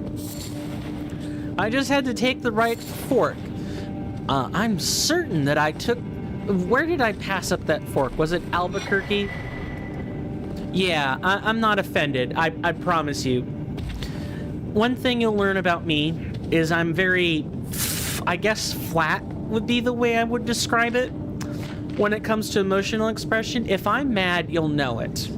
If I'm frustrated, you'll know it. If I'm sad, you'll know it. I'm not very good at feeling a particular emotion and then squelching it, like in private, to where I don't outwardly reflect it at all.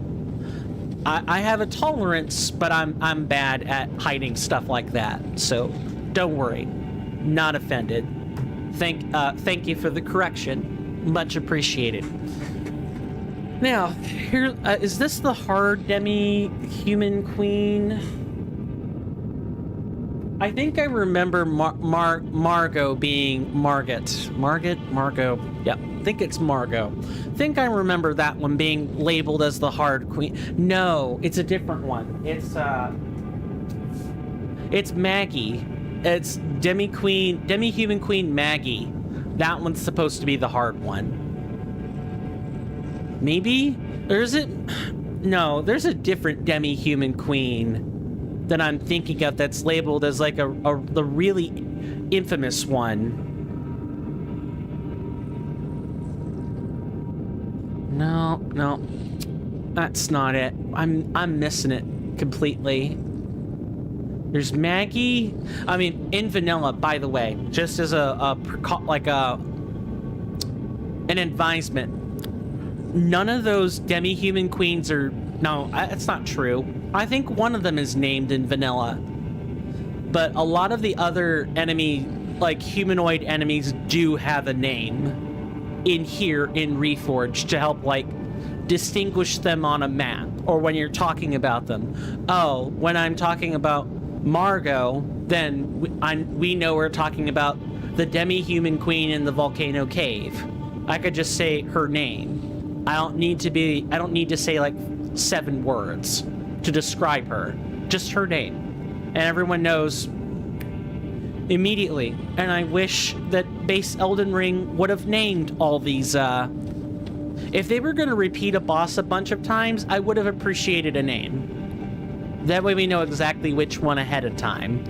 Alright, I'll see you guys on the other side of this fog gate. Wish me luck, but I hope I don't need it.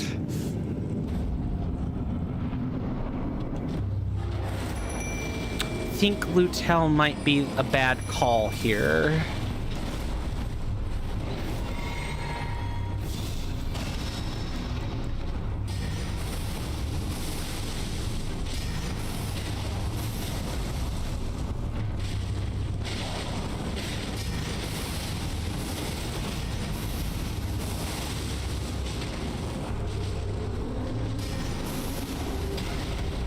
Wow, she tossed that thing like a Marowak would toss its bone club.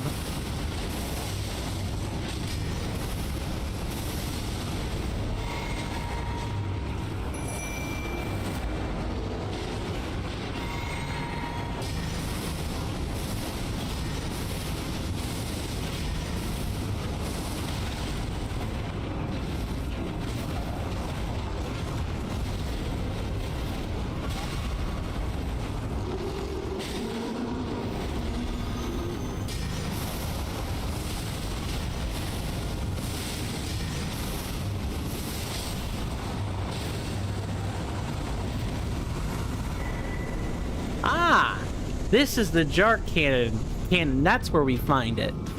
Cool. How much strength does this thing require? 42. 42. We ain't using this. This isn't a strength run anyway, but in case I was even thinking of trying to use it, I'm not going to be able to.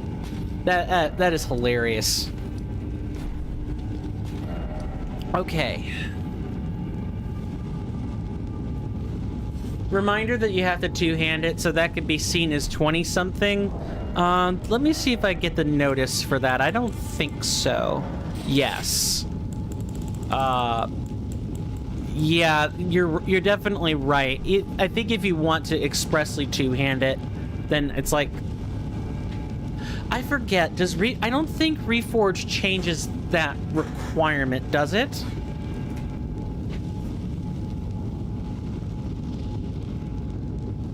I don't normally play strength builds, so this is kind of where I have to look it up to be 100% sure.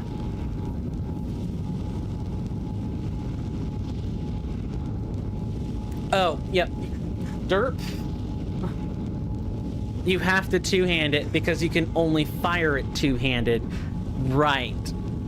Yeah, no, I do remember that. They're like great bows. The jar cannon is like the improved version of the ballista, and you have to two-hand that to fire it effectively. I think the ballistae in Reforged, if you fired a cannon one-handed, you break your arm. I agree. Monka S live leak. Nice, Anev. I don't know what live leak is, though. That's gotta be someone's emote. Where to next? Seethe Water Cave. I'm sorry, live leak? The website fully of gored videos? God, I hope not. That better not be a real website.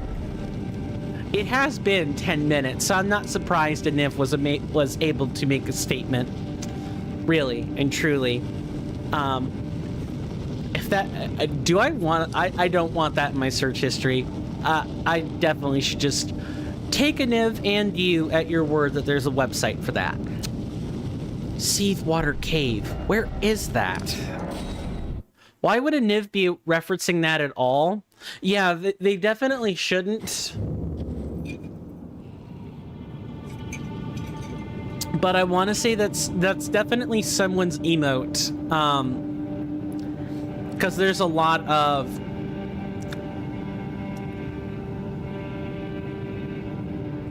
the speedrunning community of Super Metroid, like, uses emote spam a lot. I see it all the time on, like, Oats and Goats' VODs whenever I do get around to watching those. There are Pepe the Frog pyramids everywhere. Not all the time, but you do see them in the VODs. So that's what I'm thinking live leak is. Although, you know, now that I'm thinking on it, Oats and Goats' chat is also one of the more, or used to be known for being one of the more toxic chats out there. So I actually would not be surprised if that were a reference to live leak, and that's like a real site or something. I really don't know. I highly doubt that's what it is. What do we think? Should we scrub Anev again for 10 minutes? Make them think about their actions? Not that they're going to. It's an AI chatbot, but I certainly don't want it to be the purveyor of nasty, dirty things in this chat. That was never my intention when I signed up to summon Anev. No, let Anev cook. Fair enough. We'll let the AI bot cook then. It probably doesn't even know what live leak is. And I guess that's fine. From the mouths of babes, am I right? We consider Anev to be a childlike entity? Because that's kind of how I see generative text AI. We can only know if it was actually the website if it references something else awful. Okay, fair enough. I like that point of view. Now, is Seethe Water... I want to say that is... I was about to jump off that bridge, and that would have been awful.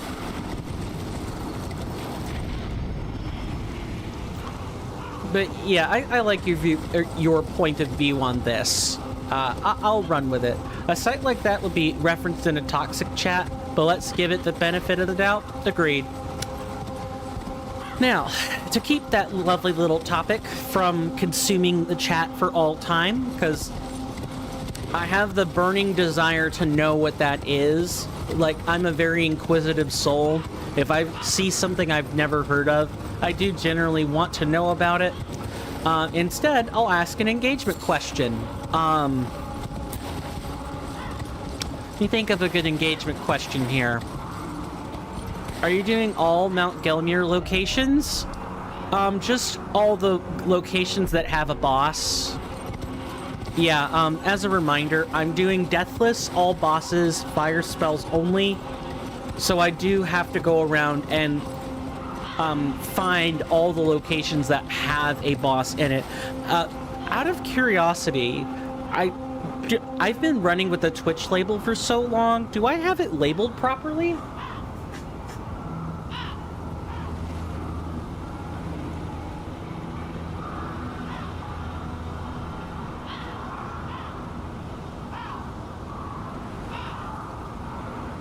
I just realized I don't have that labeled in the stream VOD or like on the stream. I should fix that. I tried to keep it short, but that's kind of an important indicator, isn't it?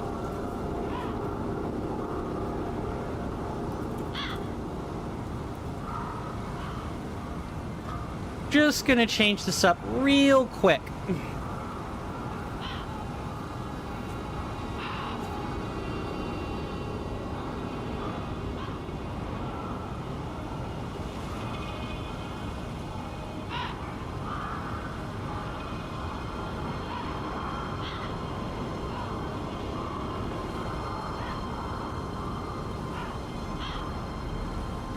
There. That change will take effect in a few minutes. That way it's known right away. And if I'll have to find a way to make that title shorter, because from studies that I've been reading about, like surveys and such, people generally don't click on long stream titles. So I'm having to like strike that balance of how informative do I want to be versus, you know, how do I follow the trend? Because at the end of the day, all us streamers, all us content creators are playing the same game of vying for people's attention. And I do have to consider that, whether I'm doing this as a hobby or, you know, I'm trying to make it big. I don't know where I sit on that yet. And I've been doing... Okay, let me not make that mistake. I've been doing this off and on for 8 years. And I'm still not really 100% certain of how big I want to be yet.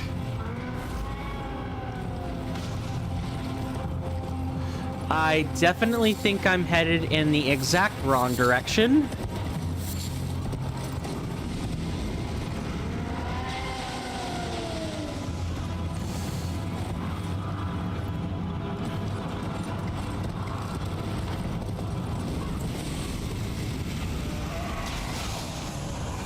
I don't think I could go back up, though. I think I have to, like, de-aggro somehow.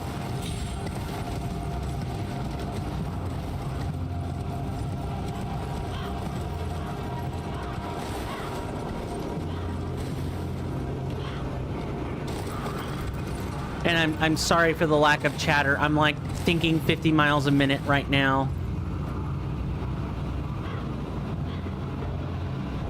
Okay, and I can't craft right now either.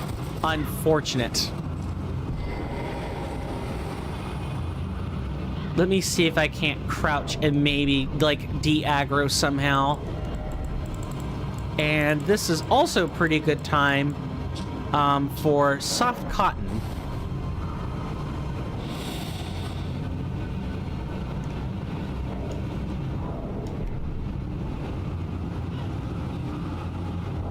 That's one of them. I know there were some others I aggroed earlier.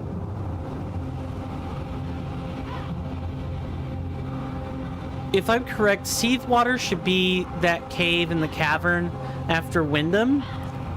Required to... yeah, I remember the stone sword key. But I currently can't leave right now.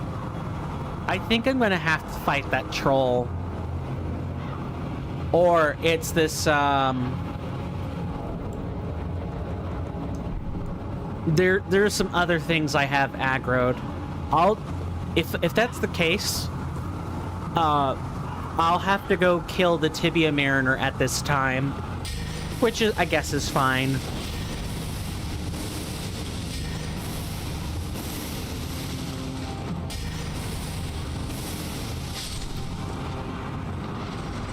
Because it's got the Pete do with the Lord of Rot's exaltation. Yeah, I do remember that. Okay, hello there. Yeah, I forgot you were down there. The Pete dude. Yeah, the pest dude. The Kindred of Rot. Oh, yeah, that's right. It's a duo fight in Reforged. Right? I think it's a Kindred of Rot duo in there.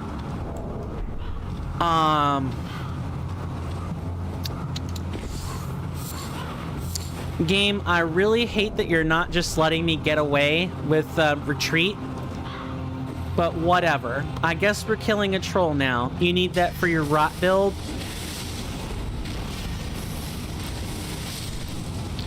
If I could figure out what type of damage it is, I could build around that for future, like, challenge runs.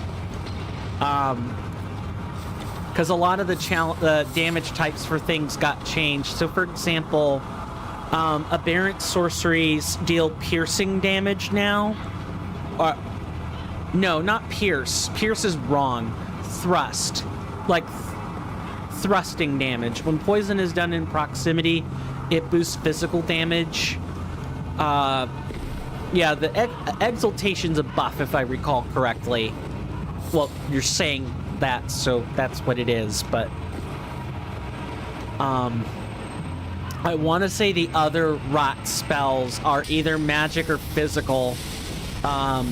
I know in vanilla, I think it's split between physical and magical. I just don't remember exactly how it's done up in Reforged.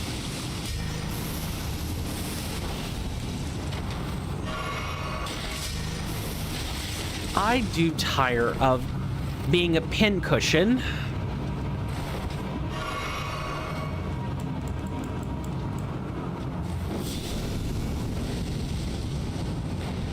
Nice. Got him. And now we can get you. Never mind. This is what I get for trash talking.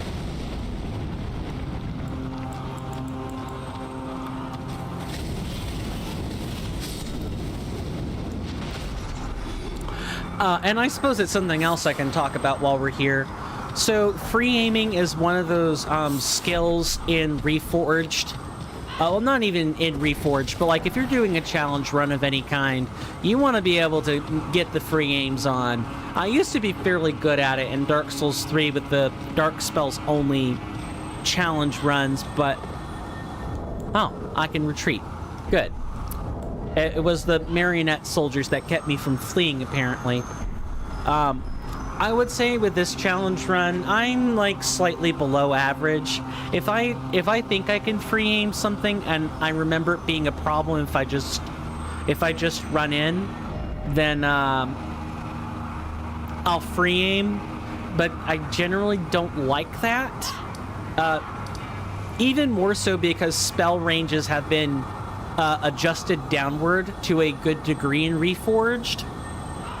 Same thing with archery builds. Their ranges have been adjusted so that you're not shooting long, like a football, like something a football field's distance away. It's nice in vanilla. I don't know how I feel about that in Reforged. Some people like it. Some people don't care for the range adjustments and think that long ranges are fine. Or like super long ranges are fine. I guess we're gonna retreat back. Wait. I just realized I could get the map fragment while I'm here.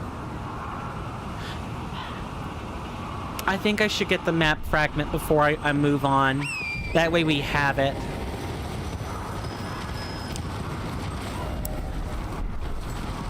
I just have to, like, try to remember where this wraps round to. Okay, yep, got it. See it?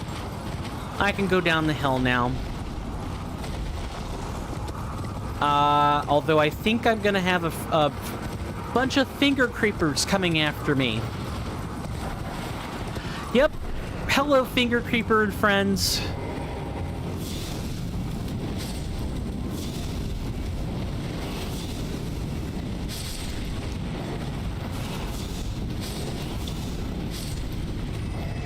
Do they study archery at all?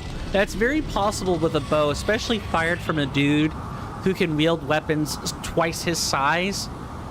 I don't know. To be honest, I'd have to ask Kirnifr about that. I think they're thinking about it, like their frame of reference is definitely more from a numbers perspective than a, does this simulate reality? But my guess is probably not. Like I've said before, Kirnifr is a bit of a savant at this game.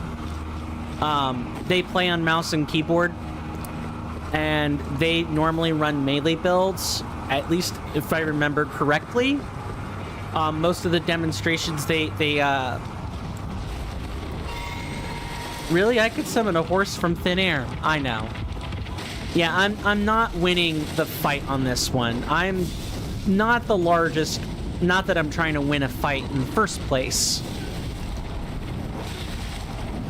I am sick and tired of you, Finger Creeper. Thanks for the input, Aniv. I guess I'm gonna have to take my break now. But before that, I want to make sure we've saved this conversation properly. And I'm all the bloody way back here. Cool. Love that for me. I should have just fled. I have no one to blame for this but myself. Reality. Oh, I read that as really instead of reality. I'm dumb. I could summon a horse from thin air. I wish I could say I knew with any certainty what Kirnifr thinks about things, but I don't. And the best way I would describe Kirnifr, and I want to be as flattering about this as possible, they work really hard on this game, and they publish updates at weird times. We'll have an update at like 1 a.m. in the morning. I don't know anything about their real life, but I've heard Kirnifr described as sort of that absent professor archetype, where like they have this idea in their head and they struggle with it and they struggle with it for a while, and then it all kind of finally comes together. And Kirnifr just has a really unique perspective on things. It's kind of hard to describe. And generally when people are talking to Kirnifr about certain changes in patch, there's like a very quick back and forth between Kirnifr and the people they're talking to, as Kirnifr is usually either rebuking arguments over the phone, through the Discord mobile app, or otherwise is just very quick on speech. I wouldn't really know. I want to be careful about making character classifications, but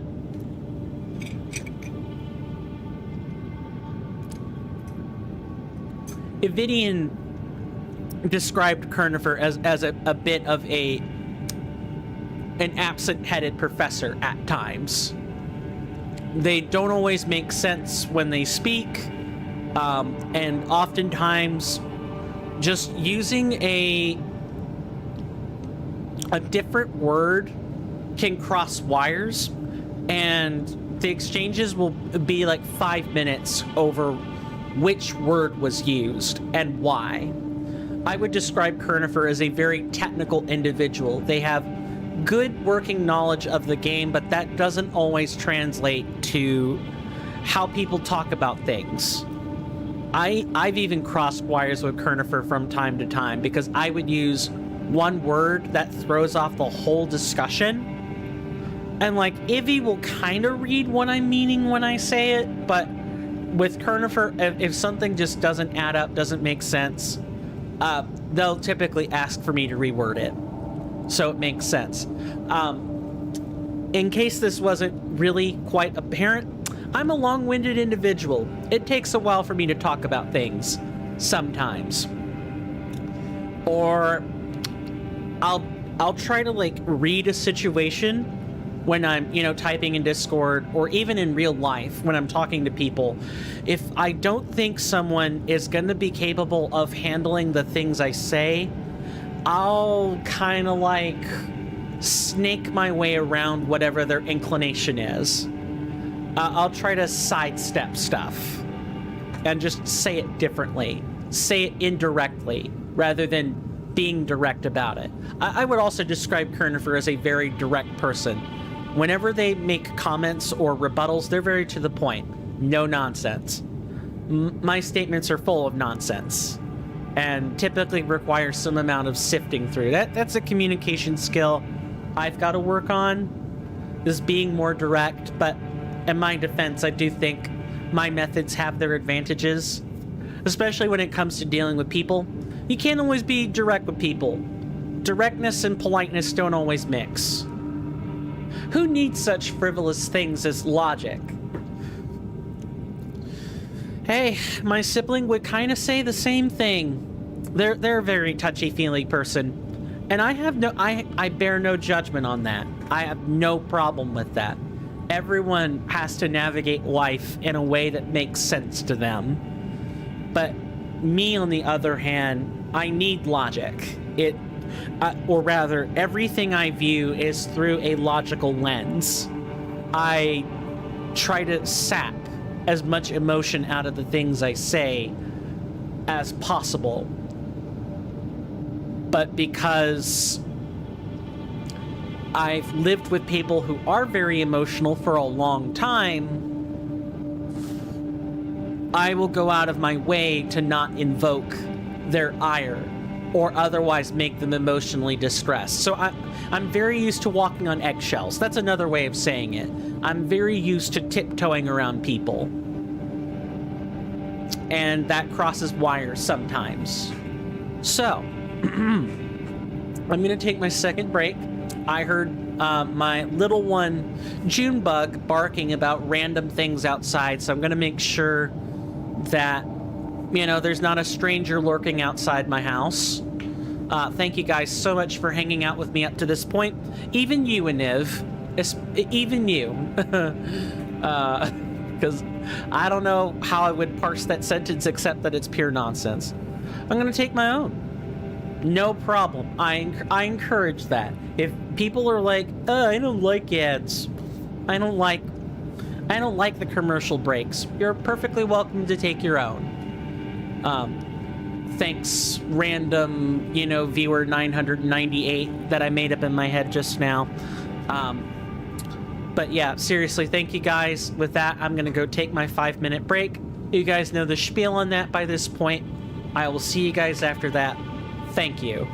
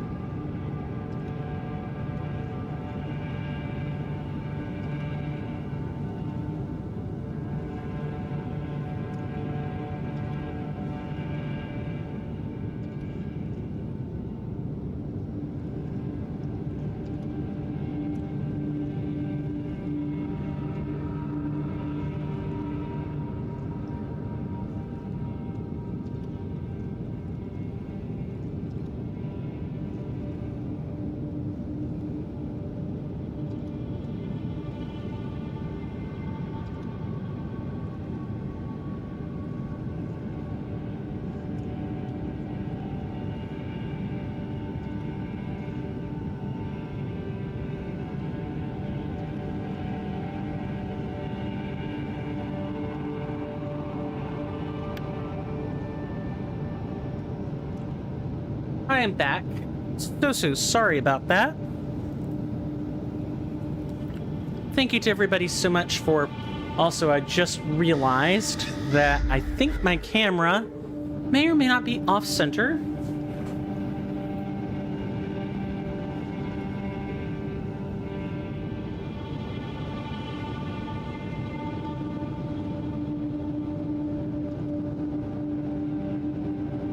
Let's see.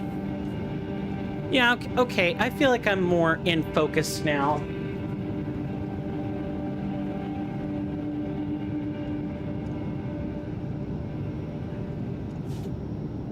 Okay, I think we've refocused. Good. Good. I want to thank, like I said, thanks to everybody. Sorry, I think I may have just forgotten for a split second. What was I saying? Outside of the content, if you want to support me in a more... Just realized... Off-center again. Let's try that. Yeah, that looks much better. If you want to support me in a more directly financial manner, of course your presence is always enough here on this channel, but I won't turn down any financial gifts. Feel free, you have tons of levers for that stuff. On YouTube, you have Ko-fi and Patreon. Those are in the description. Feel free to use those. Those are no muss, no fuss, no frills, no alerts, ways of supporting me financially. Some people are like that. I actually have had people whisper me and ask for a silent option when I didn't have those back then. Those are in the About Me section on Twitch. You can also find them in the Linktree link in the first banner before you get to the About Me section. I think there's a Linktree link. You can click on those, click on that, and it should take you to the correct place. For those of you on Twitch, I have more levers you can press for that. If you use your Prime Gaming, you get the ability to A, get double channel points, B, you get the ability to have 5 extra emotes, C, you get to vote on games as we bring them up. I did used to be a variety channel, and if I ever do get fed up, feel like I need a break, I am going to want a game to play, and we might get to voting on stuff like that. Also, if I just decide I'm done with challenge runs or with Soulsborne stuff in general, I feel like that will definitely be a feature I wish I'd kept, so I'm gonna keep it.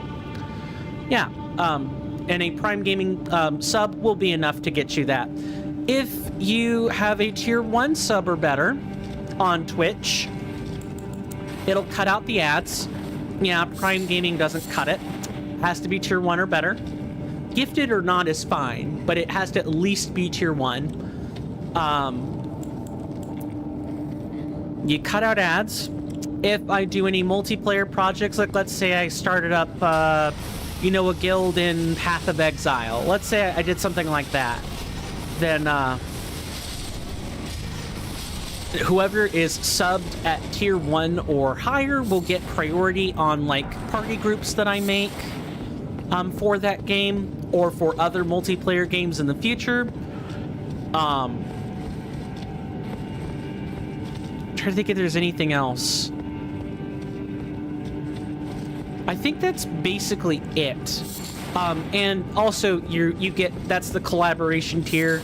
So if you're at tier 1 or better and you want to collaborate with me, just reach out and I'll see what we can do. It has to be a game I own, of course, or a game that I could get pretty easily, but I am willing to collaborate. That is something I can do. Tier 2 and Tier 3 are thank you tiers. They are... I see that... I see that emote you have there in the corner. I want it. Well, $9.99 or $24.99 gets you those. Yeah, the tier... honestly, Tier 1... Oh, and should go without saying, but just in case, Tier 1 or Tier 2 or Tier 3 gets you the previous tier benefits. They aren't like totally split up. It's like a sequential package. Once you go to tier 1, you have all the benefits that I currently can give you. I think tier 1 is the best bang for your buck. So I don't recommend tier 2 or tier 3 unless you've just got money you want to burn, I guess.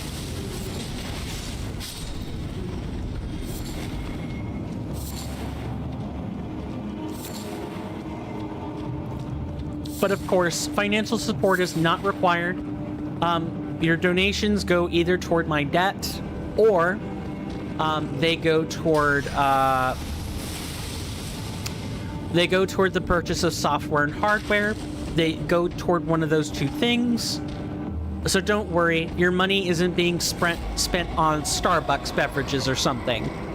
It's being spent wisely. Or desperately, depending on how you want to put it. But yeah, thank you for coming to my TED Talk. And I do apologize for the length of time I spent chilling. I don't know of a better way to do that outside of popping an infographic on the screen and just saying, here are all my benefits packages. Feel free to subscribe if you want. Otherwise, I'm just gonna...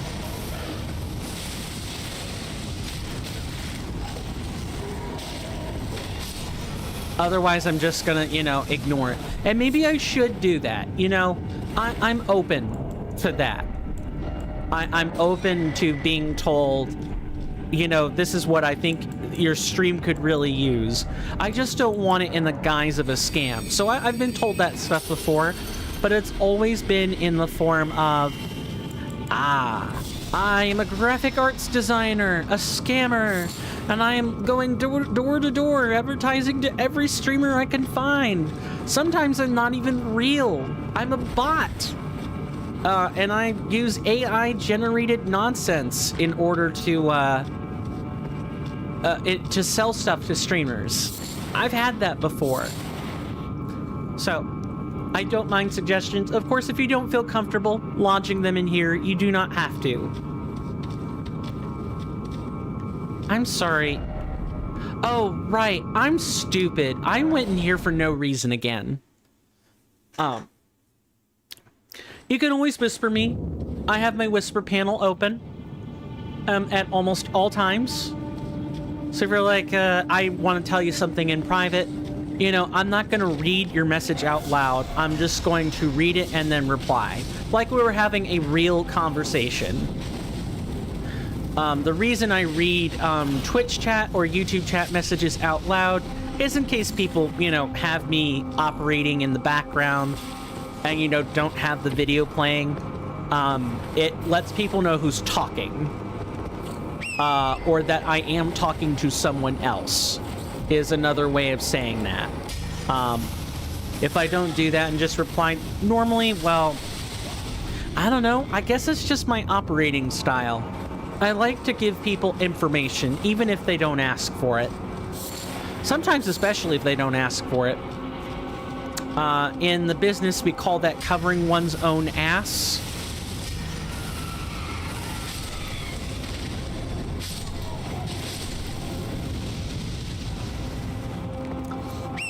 And I cover my own ass a lot. And that also ties back in with the previous conversation about sidestepping things. Sometimes I need to say what I need to say, and then I'll quickly back it up with a... Well, I'm just trying to elaborate the position. I don't actually believe in that sentiment. I play devil's advocate a lot, and so covering my own ass is exceptionally important. Because if I don't cover my own ass, people think I actually believe those things, when all I'm trying to do is have a discussion about it. This is particularly important when I'm having religious, philosophical, or geopolitical discussions with my family, siblings, or friends. Because I am very secretive when it comes to... I shouldn't say secretive, but... Oh, no. I will argue things for their own sake. Just to see how well supported my friends and family's positions on things are. Are they just following a herd, or have they actually done their own homework? And I'll rehash the same conversations over and over again to see if they've adopted new reasoning, or, you know, if they suddenly fell off with that reasoning and just decided to go with the group. I guess I'm telling you how I think, because people change. I mean, people don't really change, but people are surprisingly effective at adapting new ways to think of the same stuff in the same way. Like rationalizing. I guess I'm checking for that. Subconsciously. Comes from my experience as a child. My parents would lie to me about this, that, or the other. My mom, with my senior project, she told me one thing and did something else. Oh, I haven't shared this story in a while, have I? Yeah, so in 12th grade, in the high school I was attending, it was the only one in the state, in the county, that did this sort of thing. There's a project that's worth 25% of your senior literature grade. It's referred to as the senior project. And essentially what it is you're detailing your journey of how you learned a new skill, explored a field of study, or something else, and you had to do a presentation on it. You had to put together a paper, a presentation, and you were judged by a panel of adults. Because seniors would have been 17 or 16 at the time, so you were literally judged by either people in that field or by whoever the school could get their hands on, basically, to sit in as part of the judge panels, and you would be scored on it. My project was specifically on differences in religious sects of Christianity. And so my time was spent shadowing pastors and being taken to church functions and stuff. And I could write a paper on that. Now, of course, I had to tie my paper to general religion, not just Christianity, but and so I did. And the presentation referenced the paper multiple times. In the beginning, I had someone lined up that I was going to shadow under, because the way that portion of the project works is you have to get permission to shadow someone. You need to talk to them, figure out the calling arrangements, all that fun stuff. You essentially get to spend a part of your day learning the thing or learning about the thing. There were many people who shadowed a librarian, for instance.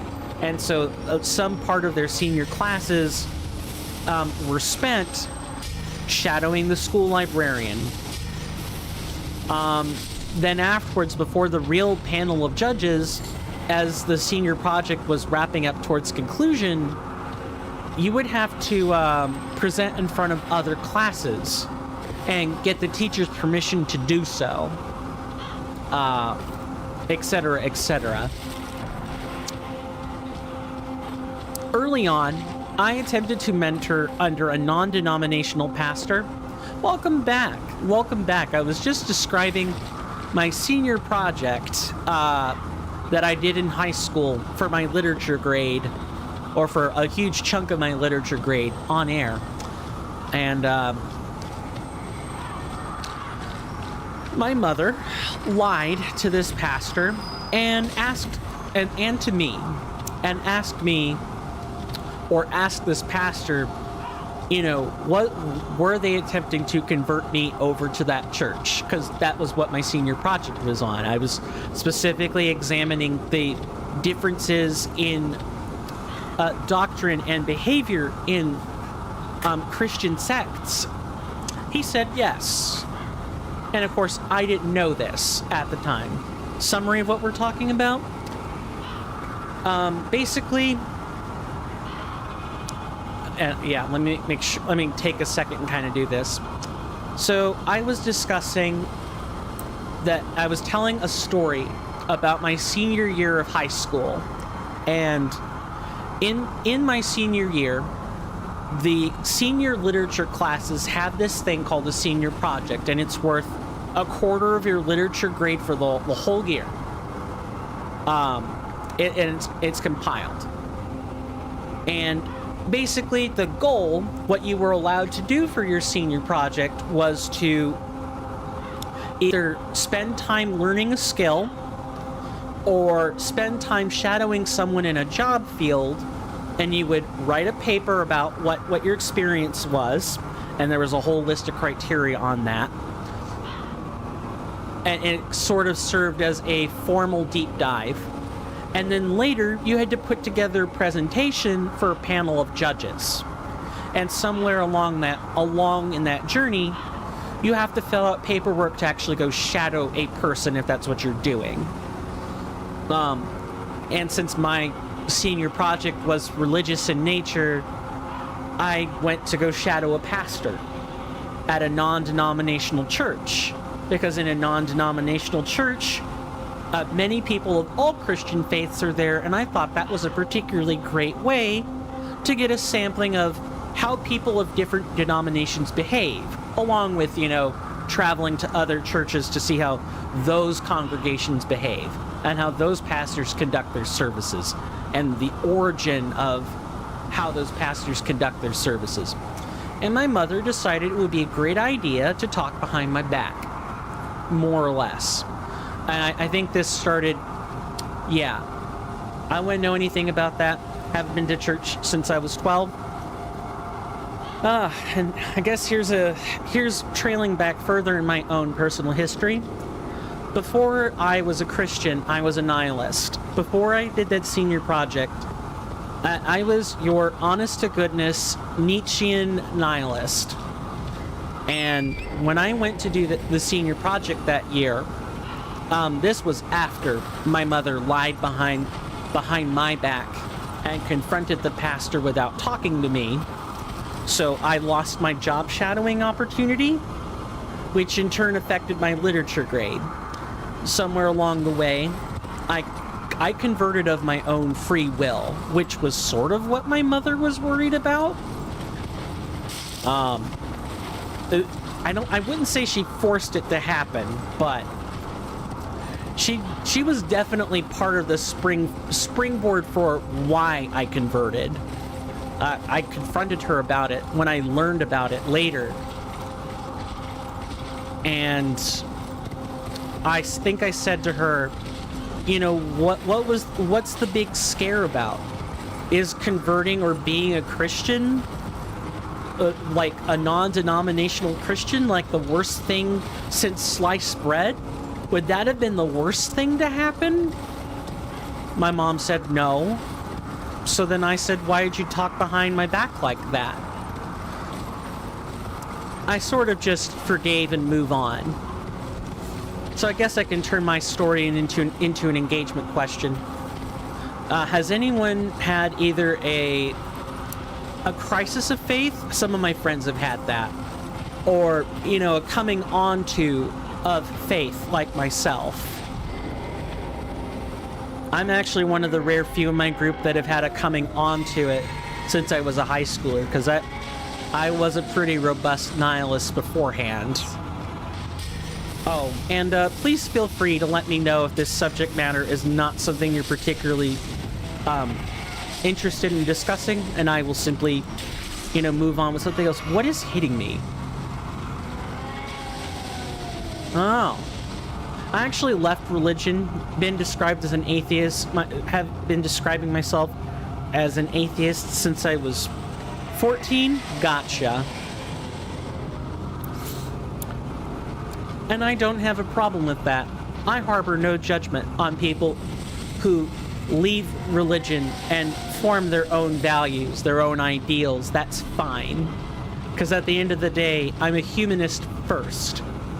And I think at least my atheist friends and myself, of which I have at least two, usually agree on all the issues plaguing our world. It's just like the overall worldview that has us differ. Like whether or not life has a purpose or a meaning, or you start getting into some of the deeper stuff. Nice. Nice, Frenzy Troll. Real nice. That was a different scream, too, I just noticed. I would like you to not do that quite so close to me. Thank you. And I suppose the thing about my journey is I was kind of also a suicidal teenager pretty early on. Maybe that's not true. I shouldn't say suicidal. I should say I didn't care about life beforehand. And I realize religion does not necessarily make one care about life any more than normal. Or anything. I'm being silly and not focusing is what's happening. Are you done screaming? I want to make sure I mark him.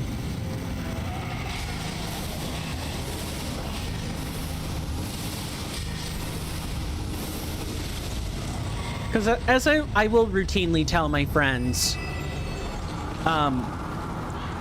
being religious or spiritual or not being religious or spiritual is ultimately irrelevant as a... How do I word this? What matters is what you do with your life. If you do good because you're in service to religion, that is just as good as doing good for good's own sake. Ideally, you want to do good for both, or at least for its own sake. Doing good because doing good matters by itself.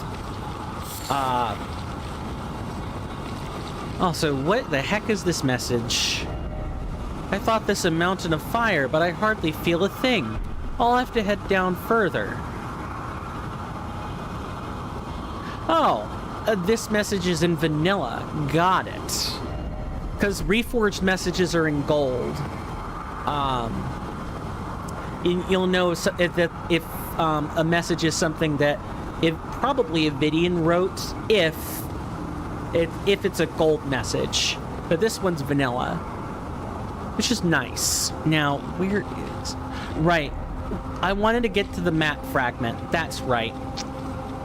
That message is for when Alexander moves to the lava pool with the magma worm? Yup. That one I do remember. I just forgotten there was a message there. That's all.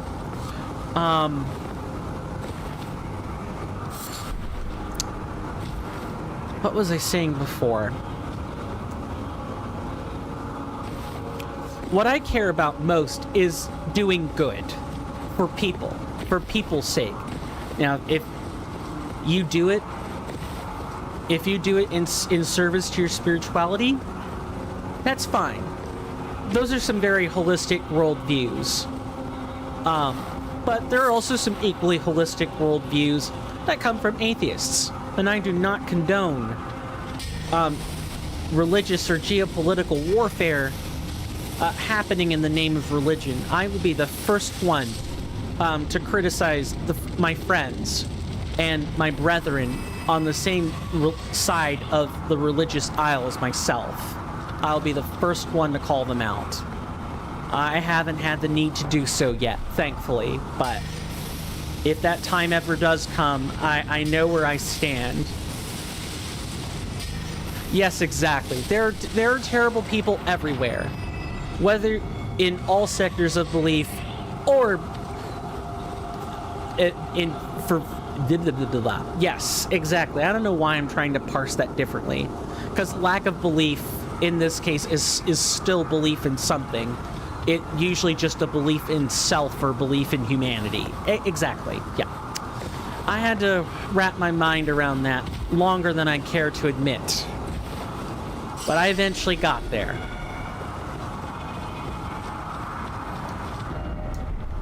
Well, hello there, Finger Creeper. Eat a good few doses of fire, please. All I wanted was a map fragment. You could have left me well enough alone so I could get it. But you chose to attack me and kill me.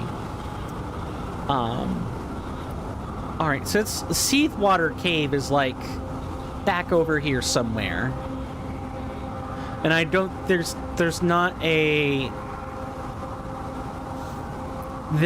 spirit spring to get that. I think you have to go through Wyndham to get there, which is fine. We can do that. Plus, I need to level up anyway. Of course, going back to my previous line of thought, I also do my best to tell my friends, not every religious person you see is someone who ascribes to groupthink, someone who hasn't thought through why they do things the way they do. And there are just as many good people in all sectors of belief, to use your phrasing, as there are terrible people. Spirituality is not the problem. Religion can be. Share them with me. I would very much describe my sibling as being a spiritual person, although they claim less of that each day, but that's a journey for them to make. The last time we talked about this, they would describe themselves as a spiritual person, but not necessarily a religious person, and I'm fine with this. Because I care more that they do good things in the first place. My favorite thing to say is I hate everyone equally. My sibling says the exact same thing, and I can see why people say it. If people are doing stupid stuff or evil stuff, don't like them. Doesn't matter what they look like. Regardless of the reasons. We should move towards being acceptant of everyone. One of my passages in scripture is, and Jesus said it himself, is, give unto Caesar what belongs to Caesar, and give God the rest. That scripture, what it means at its heart is, give to the government what the government asks for, and treat people with respect. In the service of doing good, or in the service of worship, that's the stuff that belongs to God. That is what you give to God. You give yourself. Pansexual, so under Christianity, my way of life isn't exactly acceptable. Understood. Yeah. It's a theological discussion I have with people who are inclined to have it. There's hardly anything in the Bible that talks about pansexuality or even about LGBT stuff in general. People cite Sodom and Gomorrah, and the reason that Sodom and Gomorrah were burnt was not because there were LGBT people there. That's a lovely thing I get to clue people in on. It was burnt because people were trying to, like, forcefully have sex with angels. That's what got it burnt. You can read it in the scripture for yourself. It's in the Old Testament. Plain as day. It's just the language isn't exactly clear, but when you ultimately bring it down, that's what it means. Forcefully and sex are never supposed to be in the same sentence. Agreed. And it shouldn't even have to be in scripture or be written in scripture for people to say you shouldn't rape one another, to use that word. In the words of Bo Burnham, you shouldn't just fucking rape people. It's not rocket science. And anyone who distorts that scripture is a person I have problems with. Now, now that I've gotten that little bit out of the way, and I've kind of explained where I'm very weird among my Christian friends. Very weird. I get really testy with them because I'm not a Catholic, but that the Catholic Church does take some of the same positions I do. I'm viewing the Bible and Christianity through a humanist lens first, without the distortion that the churches like to bring on it. I read it for myself, and come up with my own conclusions. By that definition, everyone is weird because we all have different opinions. That's fair. I don't mean it like that. I'm measuring my own opinion against the collective, and when I do it that way, I'm forced to say that I'm weird. But you're right. And I guess that maybe lends less credence to the way I think. Don't worry, embrace weird. Thanks. I need someone to tell me that sometimes. You know what, Aniv? That's the first message you said that makes real sense. What soundboard can I use for this? Although I guess I should caution myself. Now, don't get excited. Oh, the whatgasm has arrived. Yes. The whatgasm is a perfectly appropriate response to that. Okay, I have to figure... Right, it's up here. Chat, I've been doing the Stormwind Shuffle again, where I've been kind of just haphazardly talking and doing nothing at the same exact time. Please feel free to call me out when I do the Stormwind Shuffle. Which, for those who don't know, it's the maneuver in World of Warcraft where you're on voice comms with people and you're just having a conversation and you're taking your character around the capital. And that's all you're doing. You're just walking around in a circle for hours. Or sometimes you're just jumping on the fountains for an hour while you're on voice comms with people. I have a bad habit of doing that because I can't really multitask that well. So if someone sees me doing that, please, maybe gently ask, what did you say you wanted to do again? Or, hey, maybe you look like you're ambling about. Did you intend to go here? I would appreciate the reality check.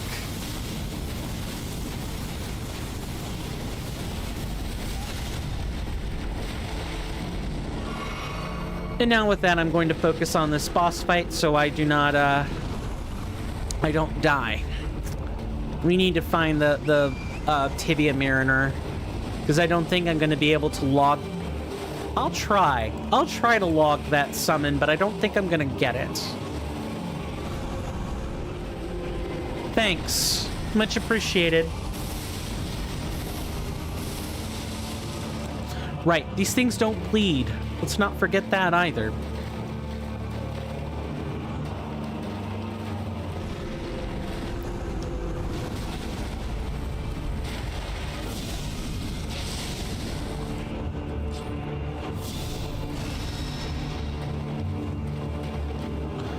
They also sit still for long periods of time. Good to know. It would help if my camera weren't having conniptions. Thanks, FromSoft.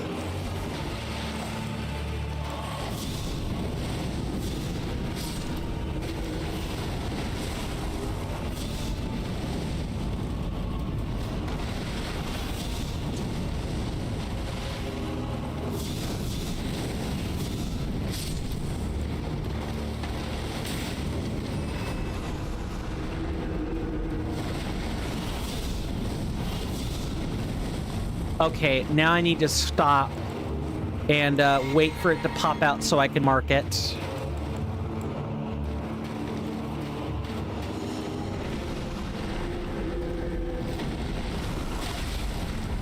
Are you serious? I love how that hand slid and I got poked by it. Awesome. Ah, there you are.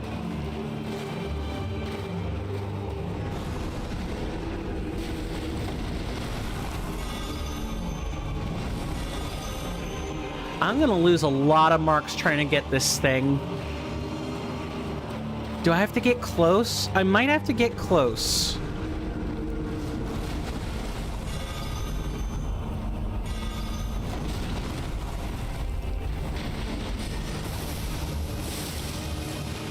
Oh, you know what it is? I remember now. You need the Scepter of the All-Knowing to mark this. We're just gonna kill it.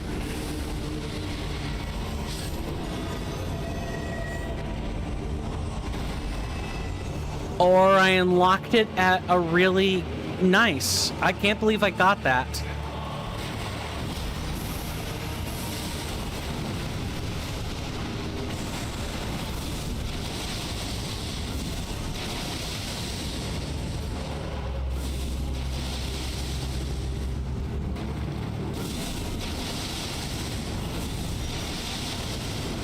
I'll explain that after the fight. Give me just a moment.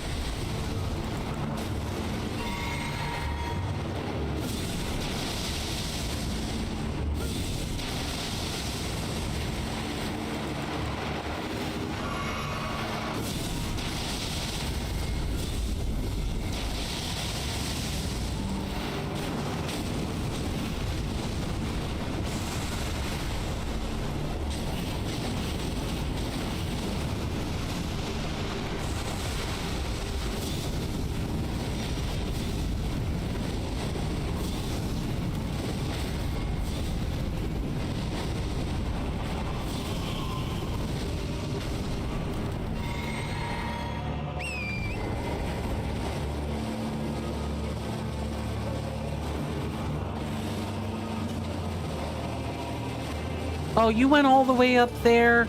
That's awful. Fine, two can play at that game.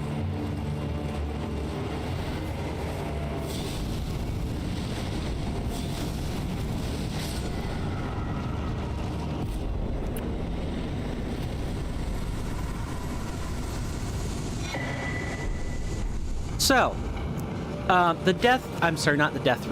the Scepter of the All-Knowing in Reforged is a dual catalyst. It is one of the items that is unique to Reforged.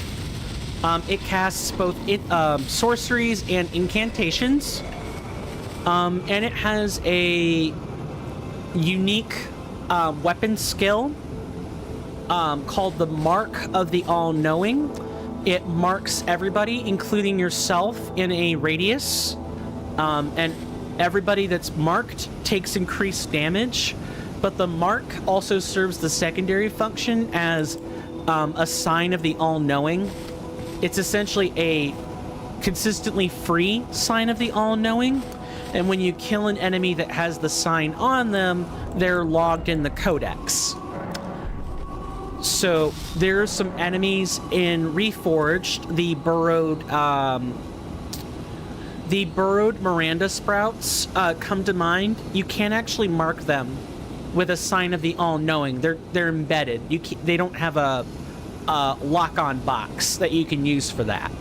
So your only way of marking the buried Miranda sprouts is to have the Scepter of the All-Knowing, use the weapon skill, and then kill them. So thankfully that I turned out not to need that scepter, because we were able to get the mark at the last second, but I don't understand why we never got a dual catalyst or just a general spell catalyst. I'm trying to parse that wording correctly. It would make sense to have one, since even the main religion in the game, it paired with a sorcery school, and it's based on fundamentalism. Yeah, you'd think that the Golden Order catalyst would be a dual catalyst. I agree with you. Maybe they thought, oh, well, there are too many catalysts and we don't want people to, game the system. I'm trying to get into Miyazaki's head. I don't think I can. Maybe they thought about it and never actually completed the idea. Or maybe they maybe they, went back and looked at the other dual catalysts they have made before and been like, nah, we don't want that this time. Ultimately, I'm guessing. As sincere as I sound in my guessing, I am guessing. I don't know what Miyazaki or, you know, Team FromSoft's thoughts were on dual catalysts. Maybe we'll get one in Shadow of the Erdtree. Wouldn't that be nice? Yeah, maybe we'll get one in the DLC, since Mikola is a character shown multiple times and was a main person under Golden Order fundamentalism. That's the hope. That's the hope, my fine friend. I would love for there to be a dual catalyst. Maybe it's not called a dual catalyst. Maybe it's given a different name. In Reforged, those are dual catalysts, but yeah, I'm also hoping for one. Oh, and I just realized, if I killed the Tibia Mariner just now, I'm gonna have to do this after that.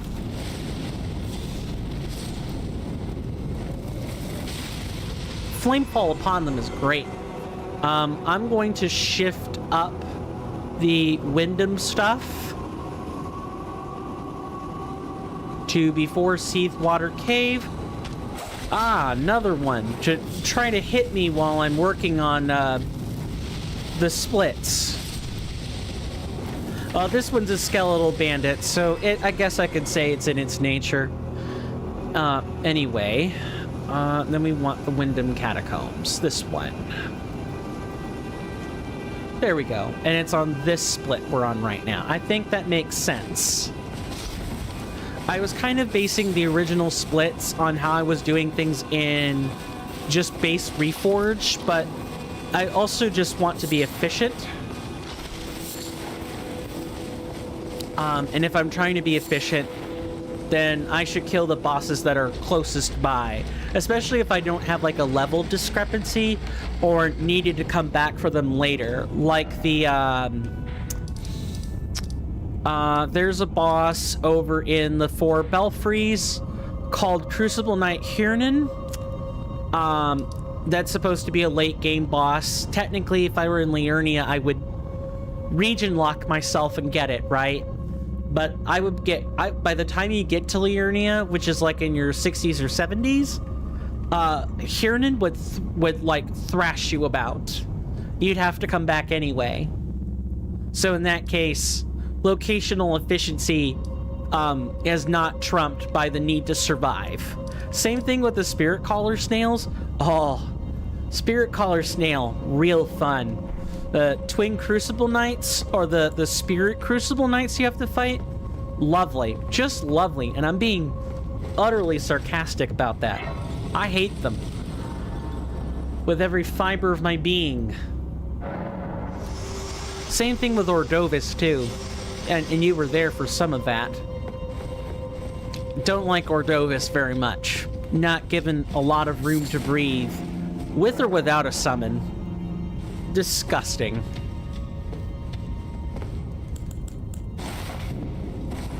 Okay, this is a trap, right?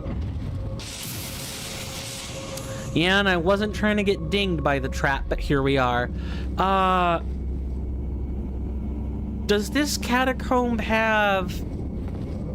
Isn't there an illusory wall somewhere?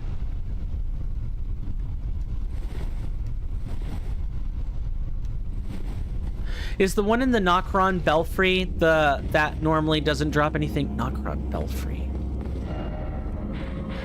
Let me think. Nokron. There's a Crucible Knight in Nokron. You look at this. That's Night Maiden. It might be a boss that was replaced. Oh, wait. Nope, you're talking about the Crucible Knights in the Aqueduct, right? Like on your way to the Deep Root Depths? Would that be correct? Nokron Belfry. There's another... I know there's a Crucible Knight you're talking about. I just can't wrap my head around it. That's the Regal Ancestor Spirit. I wish I could filter this by boss. But I can't. That would be a great suggestion. I wonder if Team Reforged could get on that. Having some labels. He stands on the ruins, hanging over the pit, facing Mogwin. Oh, that one. Yeah, you have to use a imbued stone sword key to get there, right? I know the Crucible Knight you're talking about now. Is that in the splits? Got Moog the Omen. Nope, that's the Subterranean Shunning Grounds. Yeah, I now know the Crucible Knight you're talking about. I can't remember if that's named or not. No, you definitely need the imbued stone sword key, because that Crucible Knight standing on the overlook, you can't get there normally. Like, it's between Mogwin's Palace and the Siofra River well, or the Siofra River area, if my memory is correct. I'm open to being wrong too, because I've seen it. I've seen it overlooking the Siofra River area from a later point. When you actually get into the upper part of Nokron, you can see it. You can see it out there.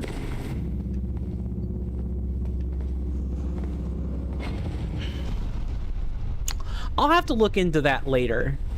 Okay, no illusory wall. Good. And good to know that that is a pit leading to death. No walls. Okay, I think this is going to be pretty straightforward. We'll see. Won't that be a telling portent of what is to come later?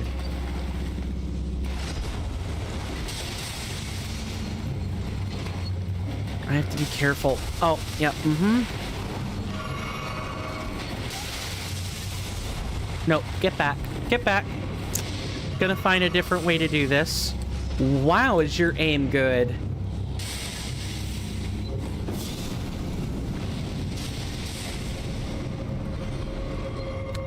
I can't believe I got that. What soundboard do I want to use for this? I guess you could say those guys are incompetent. Not only are you incompetent, but shameless to boot. I gotta be careful. Oh, there's no guillotine blade there. Okay.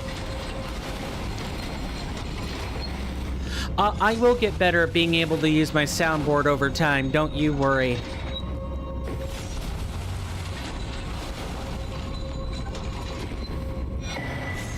I think I've got like 18 or 21 different soundboard items. And it's a little bit wonky. I used to be able to tilt to the right. No, to my left. It'll be to your right. In order to like fiddle with the computer, but now that I'm sitting between two computers, I'm essentially using my left to kind of like move my mouse, and I'm a right-handed man, so that should tell you everything you need to know about how that works out.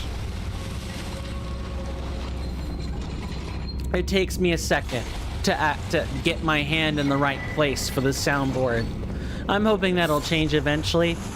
And maybe one of the things I'll pick up will be an actual, what do we call those? They're not stream, are they stream deck? Is that the right word? It's like a panel that you push and they're all your sound alerts and stuff.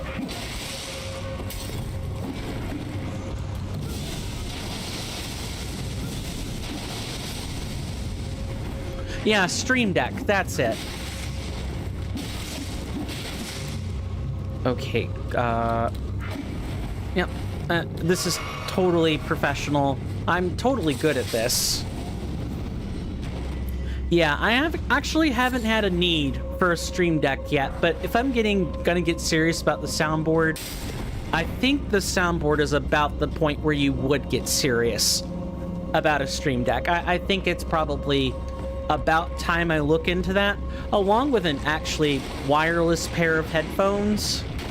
I just recently had to replace mine, and I would like to be able to sit a little further back or listen to stuff going on, like on stream, without needing to necessarily be at my computer.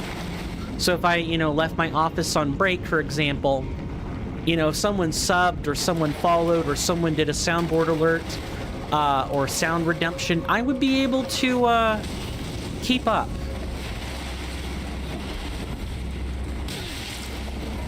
Wow. You headbutted me, huh?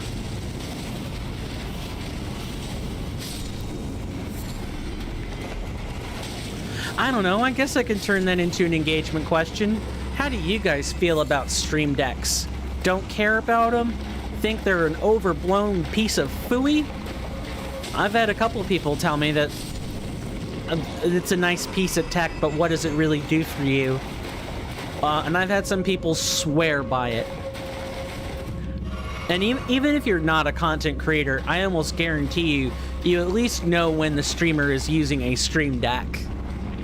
I don't know if that makes people look more professional, less professional. Doesn't really matter in the end. I'm kind of the opinion, at least right now, I'm unsure. I never really bought into the appeal with a stream deck. I never have, because typically the things that I would, the things that people would describe to me would be like, oh, I could surely just mouse over there and like press it, right? I don't stream, but programmable buttons seem great for convenience because you can do whatever you want with them. Yeah, I'm starting to see the appeal, is what I should say. And I'm thinking about their appeal. Like, if I didn't have to press a button, if I didn't have to scroll on the left-hand side with my left hand for the soundboard, as much as I like using my left hand, and I can do more with my left hand now than I ever could 5 years ago when I was on hiatus. Obviously, it's your stream, so you customize it the way you'd want to. Yeah, so I'm free to do as much or as little with it as I like. But I'm always thinking about that stuff. And I apologize for the meta-level discussions. I know that audiences don't necessarily care for that. I've actually had someone say, I don't know why you asked that kind of question, dude. If you're speaking to a bunch of you're speaking to your audience, what are they going to care about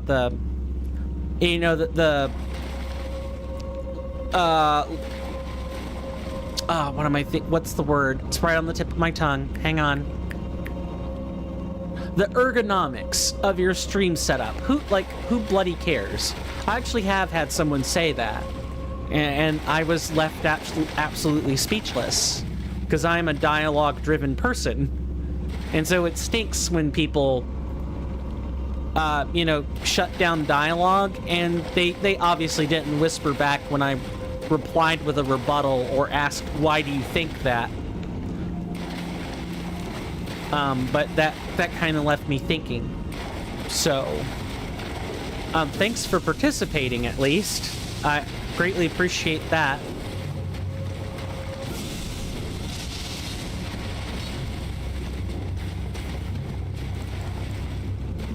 Oh, I'm gonna get in your grill, my guy. Oh, well, I might not want to get in your grill right now. Yeah, he punished me for that. Oh, can I trap?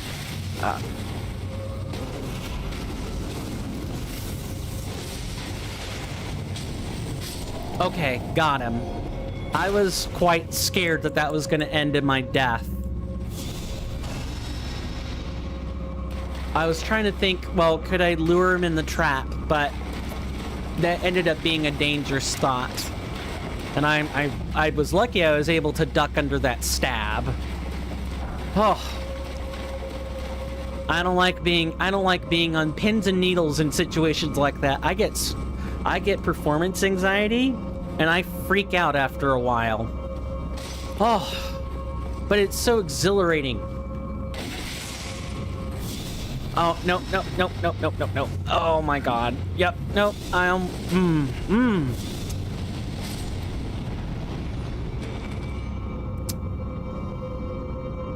Now, don't get excited.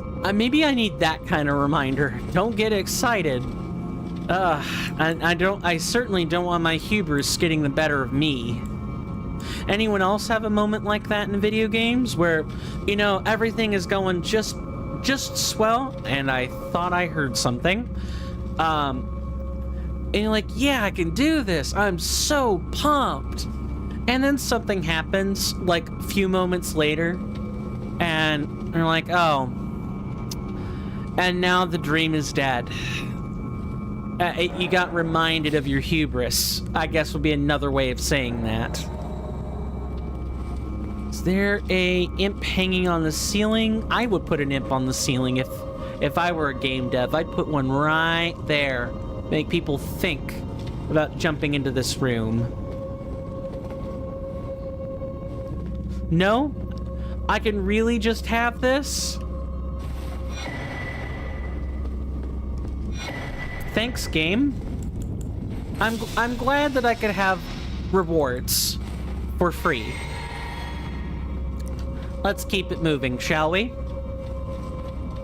And I haven't been able to... All Deaths and Souls games can fall under one of three things. I call it the Souls' unholy trinity. They're gravity, greed, and camera. I don't know where to stay. Niv, you don't want to stay near any of those three things, my fine friend. Don't be anywhere near the Souls' unholy trinity. And Chicken Warrior, you're absolutely correct. Most of the deaths, even in just this challenge run, have fallen under gravity. It's like the biggest thing I've dealt with. In vanilla, I would probably venture that I'm not having to go and collect rune pieces. So maybe greed would be more of my vice for that. And confidence usually leads to greed. Yep. So don't run into a situation thinking it's gonna go all in your favor. Yeah, I remind myself that all the time. I can do all the planning in the world, and I'm a person who loves to plan. Like down to the nth detail if I need to. And I'm sitting here happy with this plan. I know exactly how I want to do it. If I could paint Birmingham based on a plan, I would be the best artist in the world. But then, inevitably, something goes wrong and reminds me that, you know, that plan is nice. But what if your hand twitched when you started painting that Birmingham? When you started crossing that bridge in one of the bridges in Dark Souls 3? Or you started wandering throughout the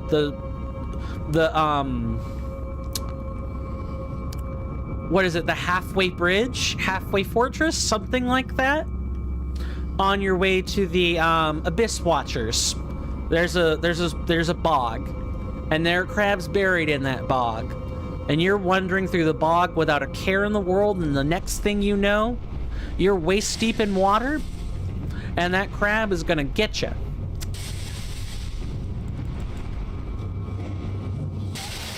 You can reach.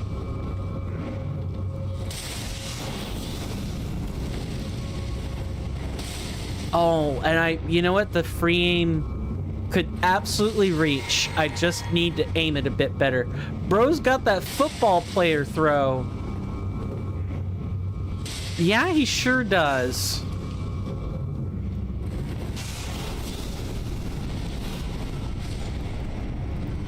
And I very nearly died to get that free aim. I too will get a football player throw if that's what I need to do.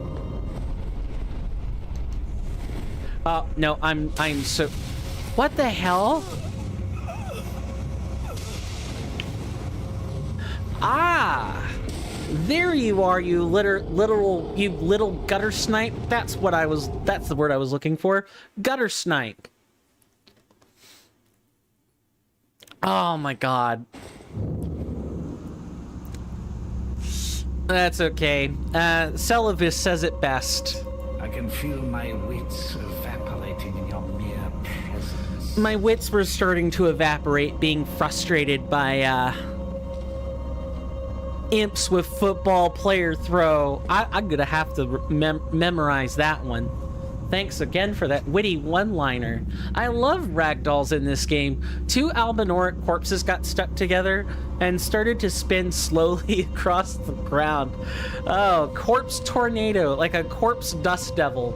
A corpse devil. What's this?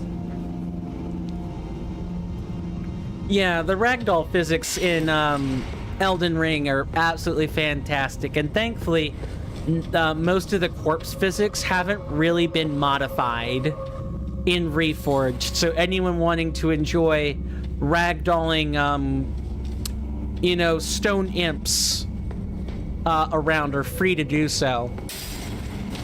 There's certain little things that are the same as vanilla, but most things in this game have been changed, and for the most part, I think it's for the better.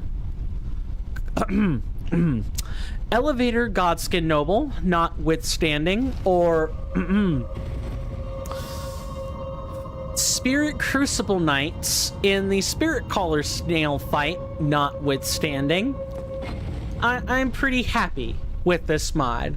And I hope people who are playing Convergence find that their experience, that the pros of Convergence outweigh the cons.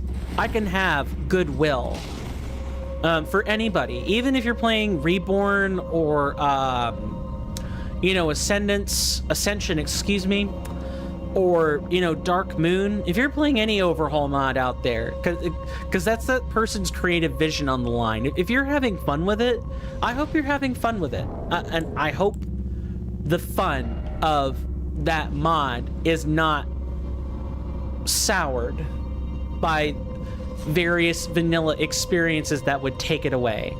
I've been farming runes without farming rune gear for a couple of hours now, and it wouldn't be worth it to go get it because you only need like 3 levels. That's impressive. I hope I've been making that process of farming slightly more manageable. You only just realized?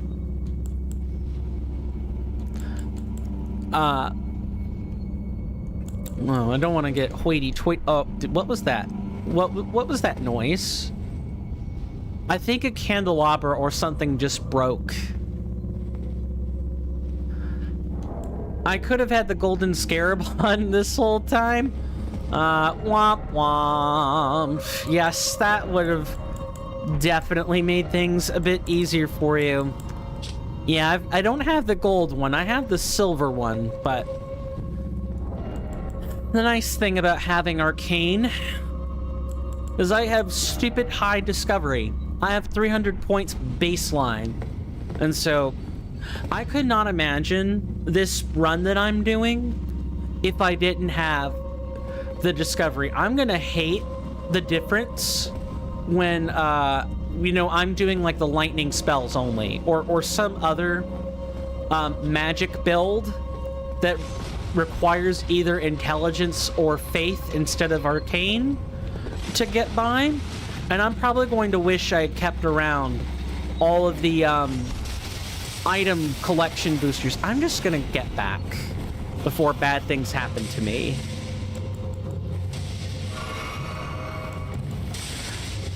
But it's also equally impressive. I guess time flies when you're having fun. I know I kind of...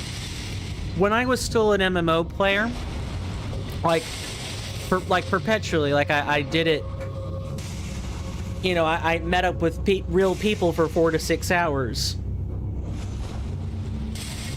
My only character whose arcane goes above 12 is your bleed character. Valid. Valid. I generally like arcane as a stat, because arcane helps you scale status and stuff. There's some statuses that don't scale, of course, but If you like sleeping things and you want to have an easier time of it, Arcane might be for you. But I want to say that the strategies for status buildup in this game are robust enough that you don't have to if you make enough of whatever you need. I always go a minimum of 12 for Rotten Breath. Ah, that would explain it. Does it still have the same requirement in Reforged? Let's find out. Yes, 12 Arcane. I want to say most of the requirements haven't really been touched.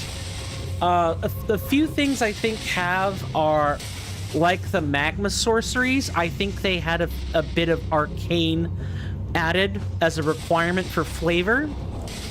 There are some other ones that have either faith or intelligence added, like a small amount for flavor purposes. Okay, I need to think about this.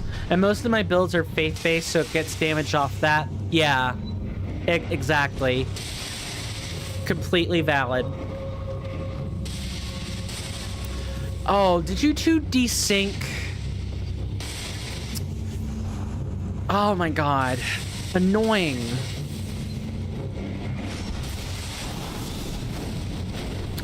And of course the guillotine would block.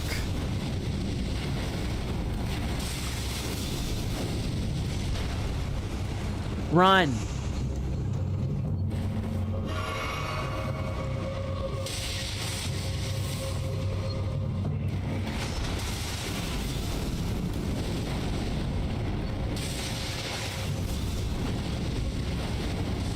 This is extra annoying. I'm looking forward to trying things in Convergence because they made pyro scaling like in DS3, requiring faith and intelligence both. Yeah, that's pretty nice. There are some things in Reforged that do that. And there are some things I think that scale off a multitude of stats. Let's see. I want to say that the bestial finger seal scales with strength and not just faith. And there's one that's tied with madness that scales with all 4 or all 5 stats at like equal measure. So madness builds are like the real quality build in Elden Ring Reforged. It's interesting. But yeah, I hope that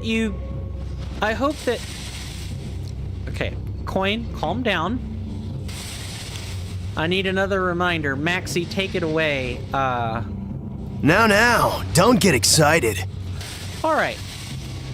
I hope that the process of trying things in Convergence for you is rewarding.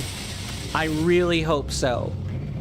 I wish nothing but the best for your experience through that mod. Because I know I had fun trying it out too. And this is coming from someone who does enjoy Reforged a great degree, although some things definitely don't look like I enjoy them. I'm getting back before I die. How in the bloody world do I do this? I think I should just reset. I think I've spent too many flasks trying to get past these 2 idiots. Gotta know when to hold them, know when to fold them. And I forget the rest of that song.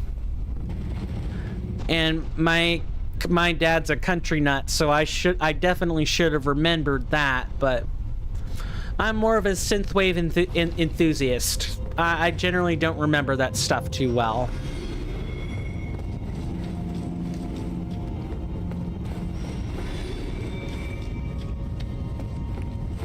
I normally run through there because only one of those 2 falling cleavers actually work. Maybe this is the part where I need to run. You might be right in citing that experience. I'll try it. I think oh, nope.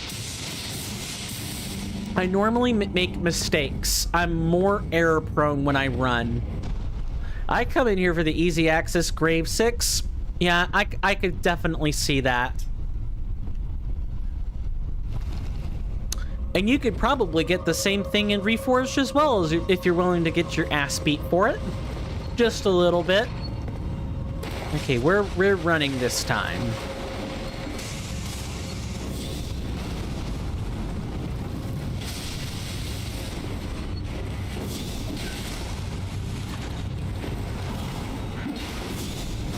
No, you die now, imp.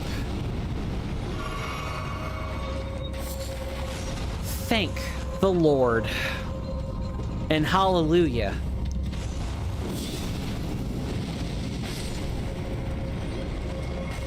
Oh, and there's another one. I forgot. Oh, God.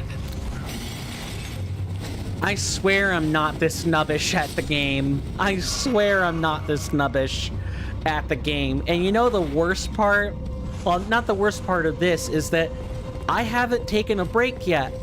I have not walked away from the desk to clear my head, because by the time I was ready to take a break, by the time that came around, we were here, and I was already in the midst of exploring the catacombs. So we're stuck on this now.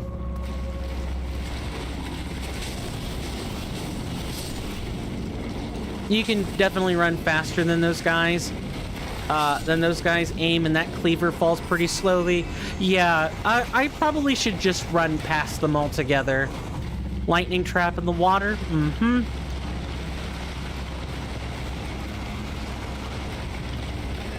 Yes, baby, I'll start running. What race? What race, Niv?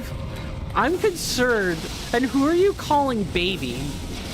It better not be any of the chat. I can handle being called baby, but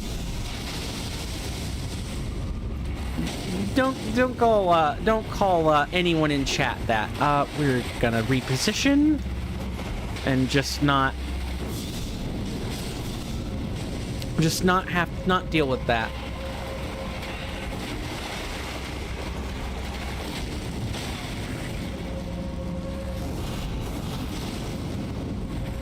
Oh, these guys fell from the ceiling while we were walking under. Okay. I was wondering what happened.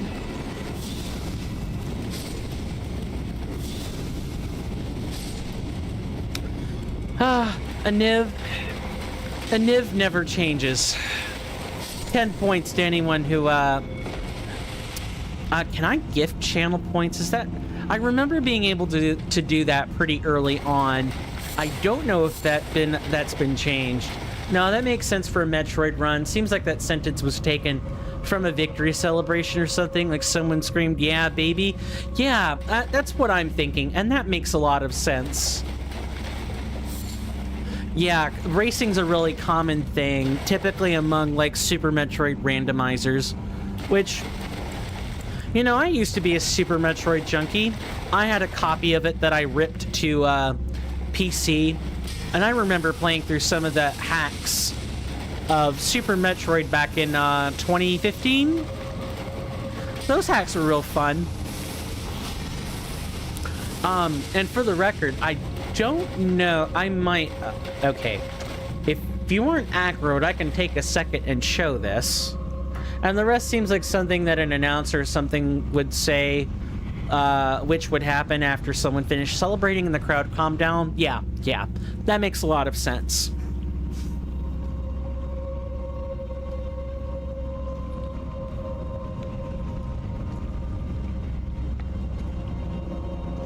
Back there, I don't know if people were able to see that before.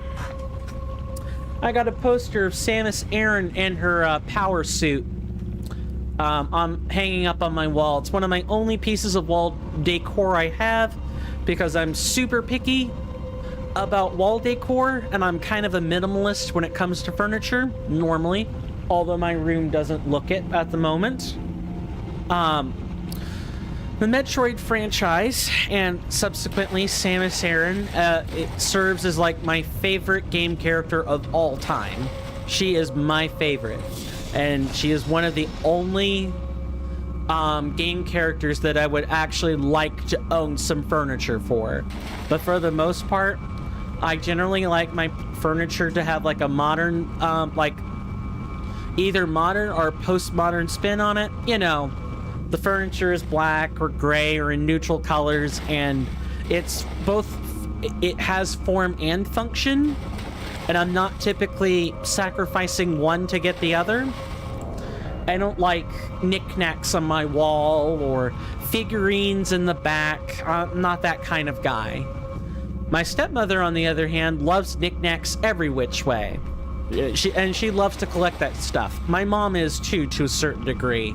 My mom keeps her knickknacks in a curio cabinet. I grew up around that, and I took a pivot in the complete opposite direction. Can't stand stuff being everywhere. I like to see my walls. I like to be able to see stuff on my walls. And if we're gonna go through the effort of painting the wall, I'd like to be able to see the paint and not cover it up with stuff. You know? I guess I could ask about that. I have little furniture because I'm a single dude in a one-bedroom apartment with little to no guests. Completely valid. Completely valid. But I suppose to turn this into a semi-engagement question, and anyone else, feel free to jump in. But you say that you have little furniture because you're single. Does that generally mean you don't like furniture, or you also consider yourself a minimalist, or are you unsure of that?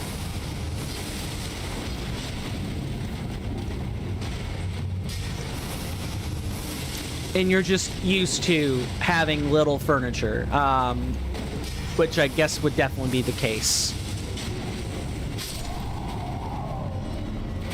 That went over much better this time. No close calls ducking anywhere. I hate my skill in Elden Ring, Reforged or not. I'm a very inconsistent guy. Okay, I know that an imp drops down here.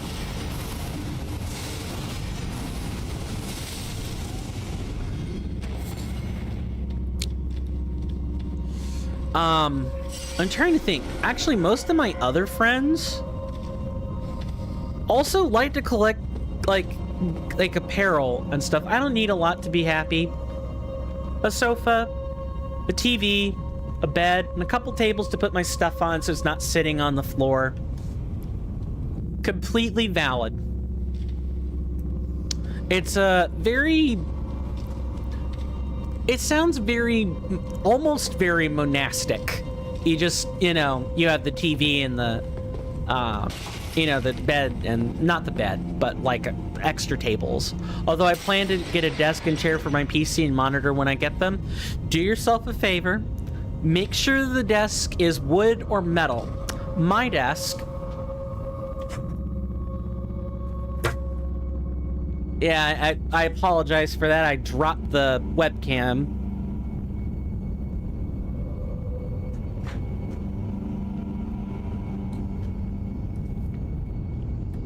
Hands, work with me.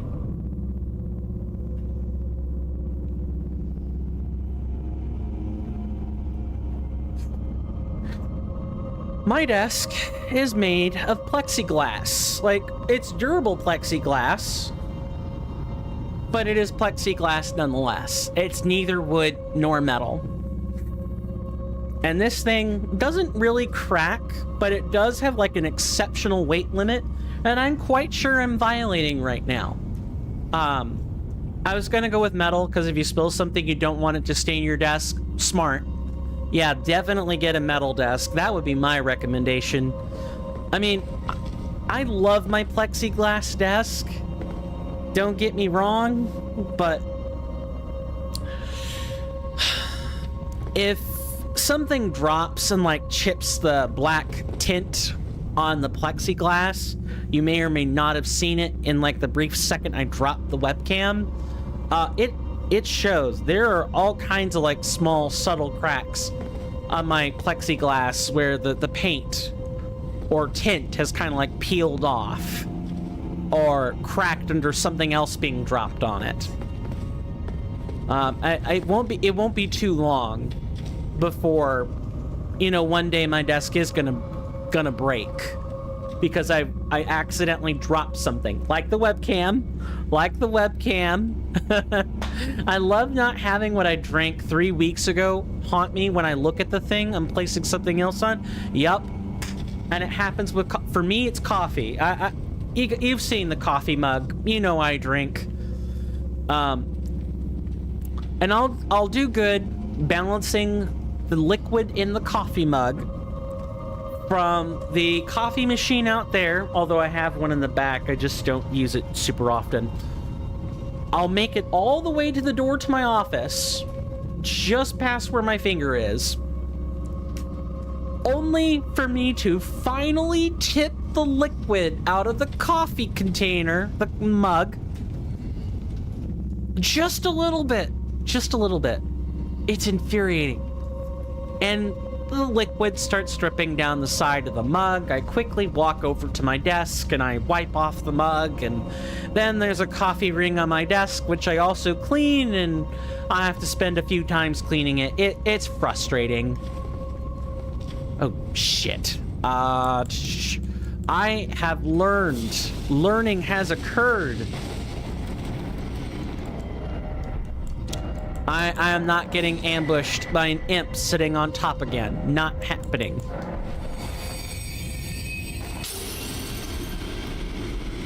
Okay, and then I know there's an imp behind me, which I know one of my brother's online friends bought a heavy, huge curved 24-inch monitor, and he's got a glass desk.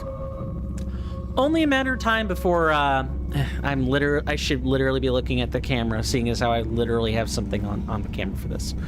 It's only a matter of time before that becomes a problem. Yup. I'm gonna have to raise some money to buy a new desk, among other things. And I know the desk should be my top priority, but desks are expensive. And when your only income is house sitting, and you kind of sometimes have to negotiate for that minimum, my mind tends to want to focus on other smaller problems. Although I think even the most mid-quality stream deck, your income is door dashing and donating plasma. So you door dash for a living. That's neat. I hope that treats you well enough. I know some of the horror stories that are out there. I hope that's operated well for you. And I think one of my friends has door dashed in the past, and they have some horror stories to tell. And as far as donating plasma, how's that working out for you? It's something I've looked into, but I gotta get my blood sugar levels to a more reasonable place first before I donate.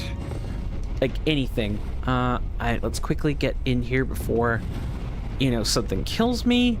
Now, what I am not sure on, I go twice a week. It's 60 a donation.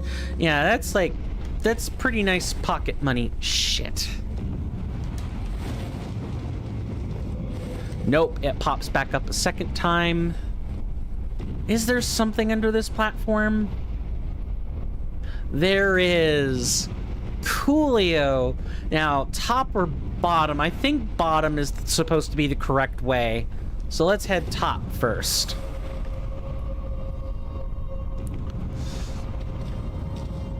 And, I can't ask you if you like donating plasma, because normally that's like a very draining experience. You're mostly doing it for the extra money, right?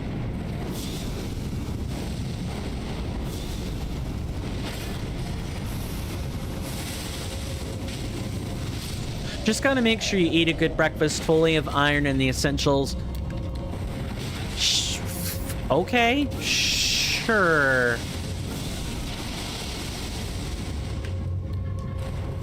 I'm getting hit again, guaranteed. Give me 1 second and I'll finish reading the rest of that.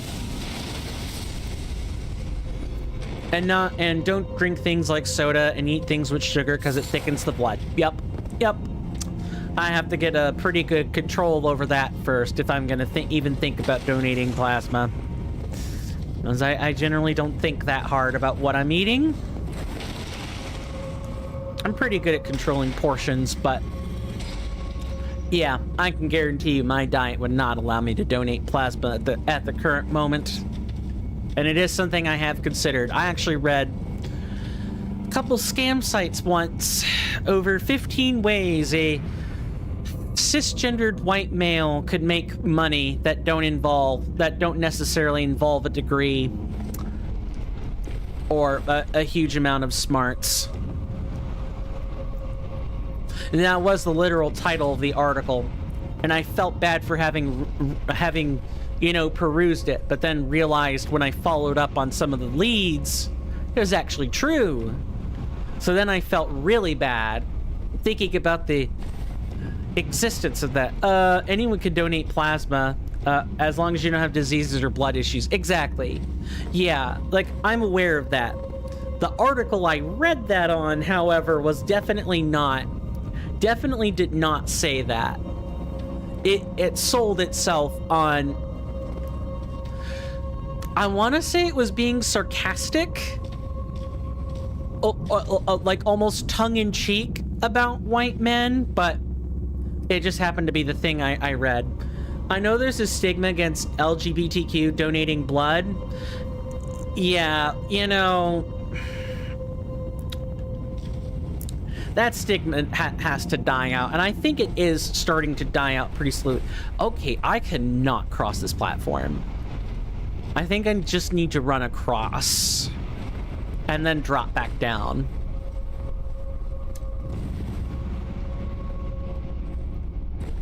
Now, is there anything of aught over here? No, not even a little bit. Fine. Yeah, when I was studying to be a farm tech, they make you learn about, you know, CPR and first aid procedures. When I was studying at a technical college, they made you learn that, just in case. And it makes sense, but I had a classmate in his mid-40s ask, well, what about the whole LGBTQ blood? Is there something strange with, like, their plasmas? And the guy wasn't, like, asking in bad faith, but you could kind of tell he was ignorant.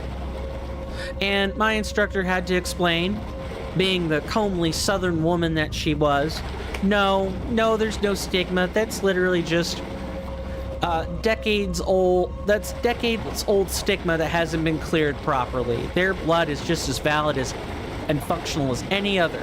Blood's blood. My blood, being on the spectrum, is just as functional as anyone else's. I have to be subject to the same tests. Anyone, LGBT or not, have to be subject to the same tests. And that's literally not a scientific basis for not letting people donate blood. There are plenty of valid people out there that can donate blood. And they can't. Because an archaic practice has blocked them from being able to do so. And it's really sad. I have written to a U.S. Congressman before about that. Didn't make it past the automatic email response, but I have at least tried. Should probably try again, because I know that law is still on the books in some states. Bible Belt. Okay. We pulled the lever, so what was this room for? It was a trap room. That's right. Trap room.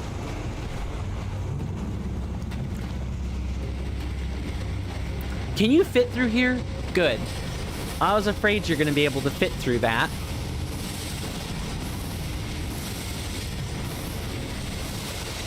Yeah, they're like, well, if we ain't gonna fit, we're gonna spit instead. If you don't fit, just spit. Oh god, awful. No, I shouldn't have said that. Although the prospect of a shrinking crab would also, you know, actually freak me out if it actually happened. I know I live in Virginia trying to erase me and my friends every change they get. I'm in South Carolina. Oh man. And that's about as much as I'll say on air, anyway. And I know there are some laws passed that passed, and I'm like, well, you know, at least I keep the most of me under lock and key, so the correct officials don't know anything, and people don't, you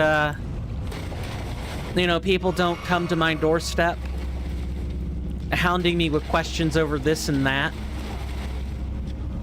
Hate that about anyone who doesn't actually, like, pass. And I can pass. Things are going to get worse before they get better, unfortunately.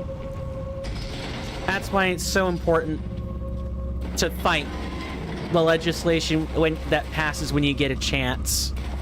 Gotta talk to your congressman, you know, give them an email. There are certain code phrases you can do that lets a congressman or a senator know they have to bring something to the floor.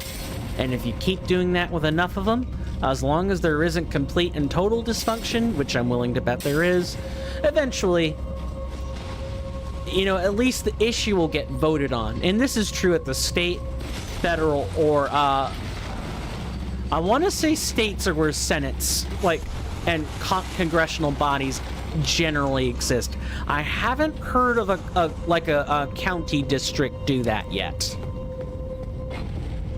Where was the door for this again? I'm also wanting to burn runes before I fight this boss. That's the other thing I'm wanting to do. Oh, good. It was right. We already passed by it. Good. How's everyone on YouTube doing? Hopefully everybody's been okay on YouTube. Your thoughts, Twitch too, your ambitions, but YouTube's been especially silent the today. principles So, you follow. you know, I feel like I need to do the extra check-in. Make sure everybody's is enjoying their experience. Here at Coinstamp, I do not shy away from conversation. As long as it doesn't violate terms of service and people are being respectful, I do not have a problem. Because if there's anything I've carried from my speech classes and my inquiry and communications courses in college, it's that if people are being racist, yeah, you ban them. But guess what? I prefer that they espouse their hateful views right there on the spot. Makes it much easier to know exactly where they are. Now, if they do more than that, okay, do what you gotta do. But if it's just words, take the appropriate action, move on. And don't sit there and curmudgeon them into silence. Because that's kind of almost what some of them want. And then all of that dirty, racist dialogue goes underground, where people can plot and plan. I prefer to have that stuff in the open.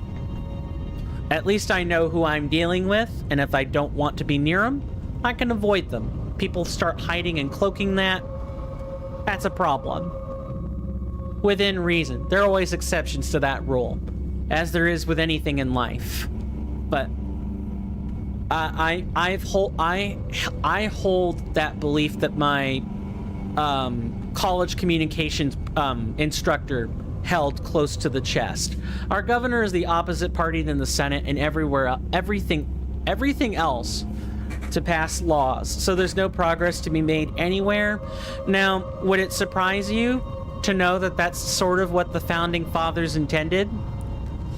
The United States founding fathers, is that gridlock is good for government so that laws aren't passed. If people aren't I wouldn't say unanimous, but if there's not like a distinct majority so people are voting along party lines, then the gridlock is like a baked-in failsafe so that bad things don't happen.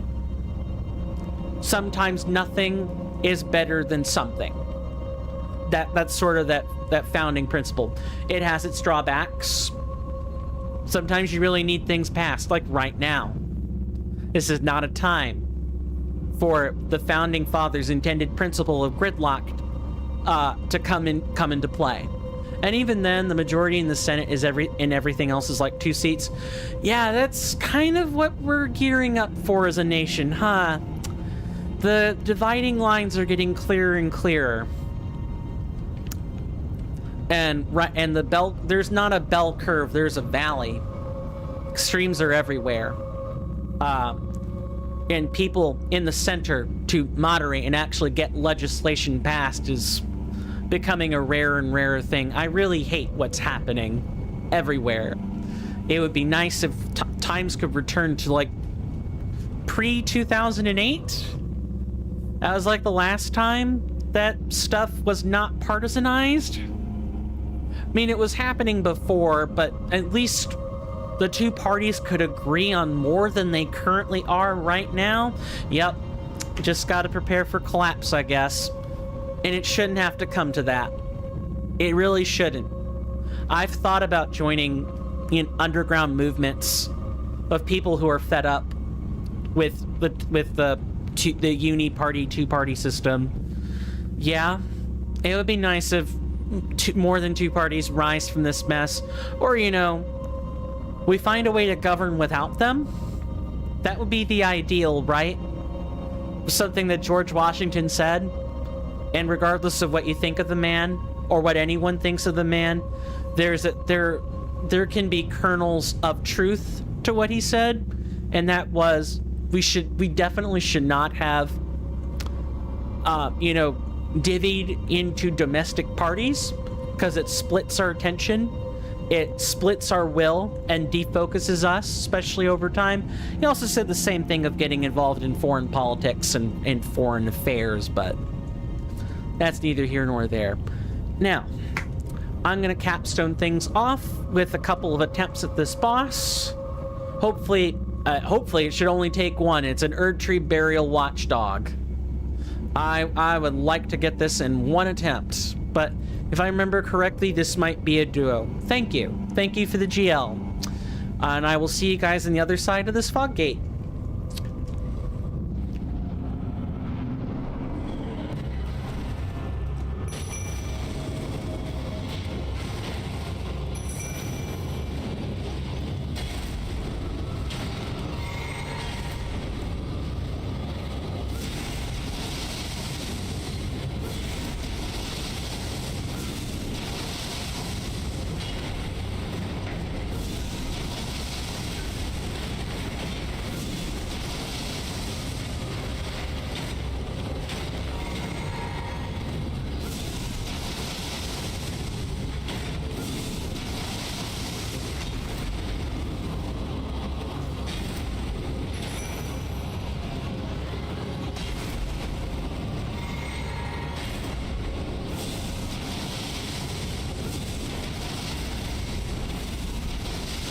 Oh, yep, I spammed too much.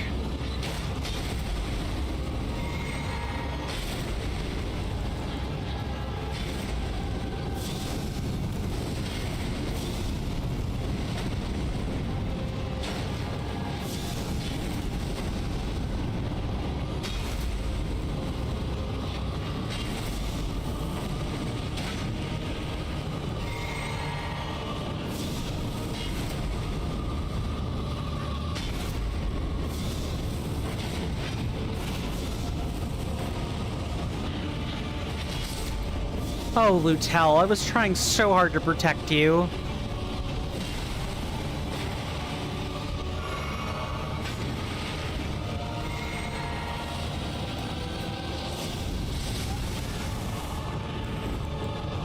Huh. So that's what that's what the lightning's for. Makes sense.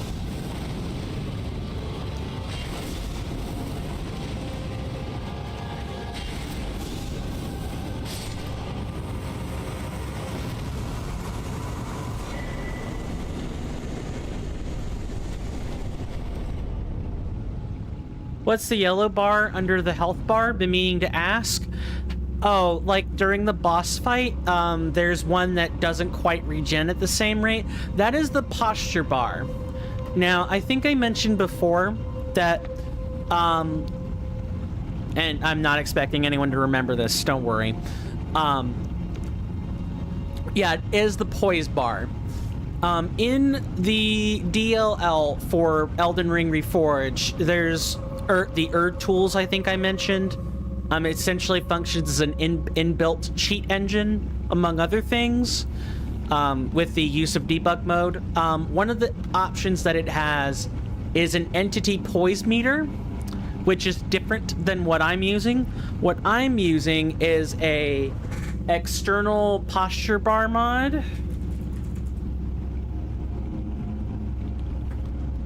It's this one right here. Because I'm using Metis mod manager, I realized that you were fighting Mariner. The way it went down when you hit him and then snapped back after a couple of seconds. Yep, that's the posture meter. I'm using this one here by Mordrog. The one in the tools may have been inspired by this posture bar mod, but when you look at the file structure, it's got this DLL extension. So what I do is I come over. I wish I could demonstrate it. I might exit the game so I can do that, actually, because we're done on bosses and stuff.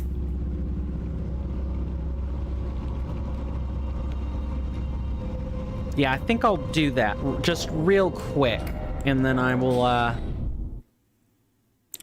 I'll like siphon you guys over to a streamer of either your or my choice.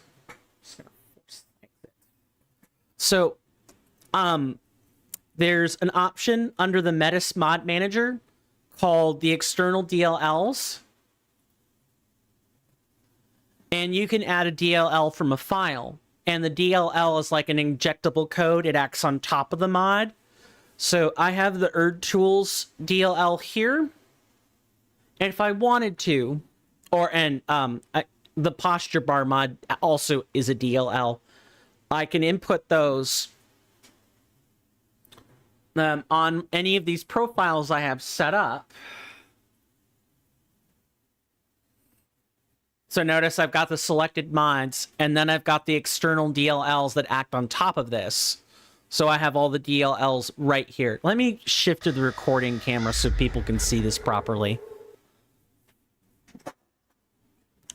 But yeah, that's essentially what I have set up. This is really different compared to installing and acting entirely through ERR's file structure, where you just put the DLLs in the folder.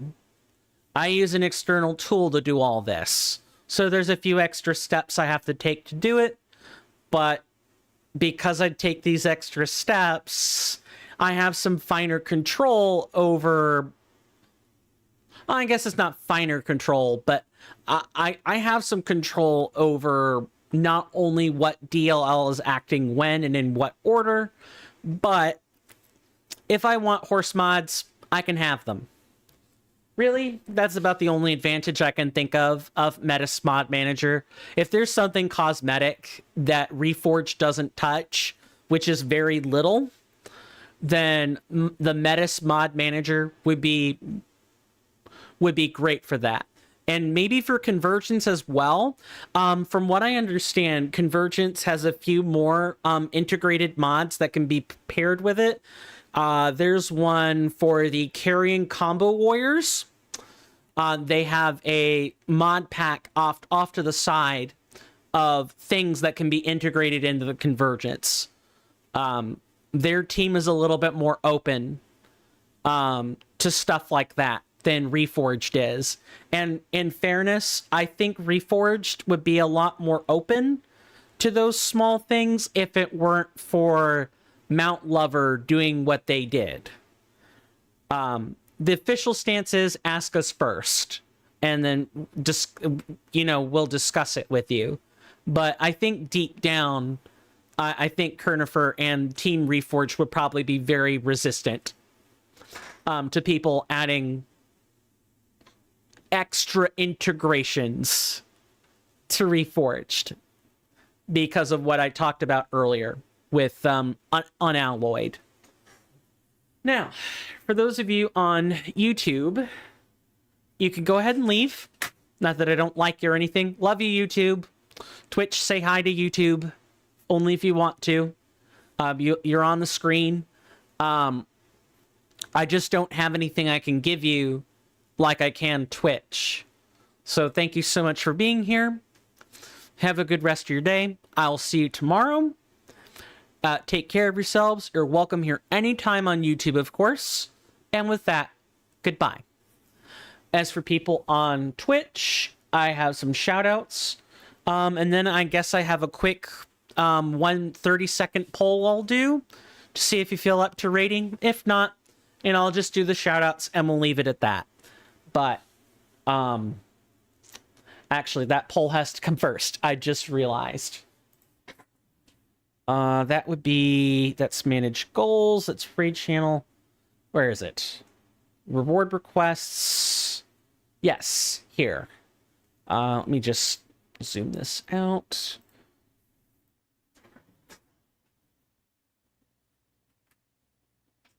Not fully up to rate. Completely valid. Going to put up the poll anyway, but I know what your reply is. So if you want to go ahead and do that, that's totally fine. Thank you very much, Chicken Warrior, for hanging out with me and the rest of us. Greatly appreciate your company. Take care of yourself. And goodbye if you're leaving here.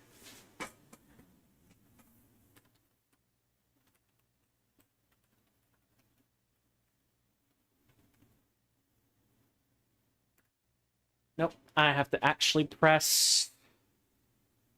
Oh, I guess it has to be a minute. Sure. And I'm going to abstain from voting because it's not up to me. Not really. But while we are doing this poll, I will go ahead and remind people that I will not be streaming on Friday. I'll put out a Twitter bolo about it. I haven't done that yet. I got the details of my house sitting venture finalized sometime today, and I haven't really had the opportunity to put it on the calendar yet for you. But I will go ahead and put that stuff on the calendar after the stream. So the next time you'll see me after tomorrow will be Monday. I'll try to have some kind of content up before then, but I make no promises because I also have to pack and get ready because it's basically a 2-day venture over at that person's house. Let's see the results. Nobody voted, so I'll just do the shout outs and we can go from there. That's perfectly fine. So I guess among the people that I want to shout out then,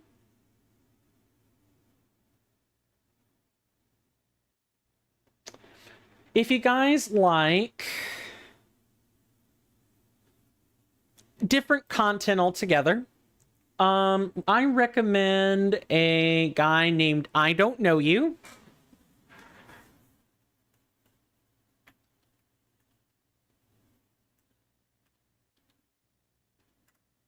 They are playing some Diablo 2 Resurrected. I may go check that stream out, actually. So if you want to just chat it up with me in there, that's where I will probably be. The other guy that I will shout out... yes. If you guys like Soulsborne content and want to see more of it,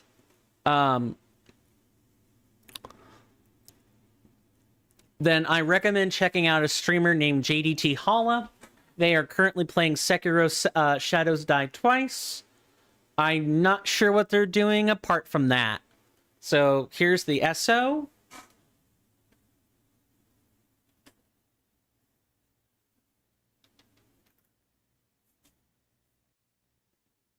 And just to wake people up in the back, just because I want to have some fun. Oh my god, a Niv. So close, a Niv, but yet so far. Here's a nice creepy soundboard for listening pleasure.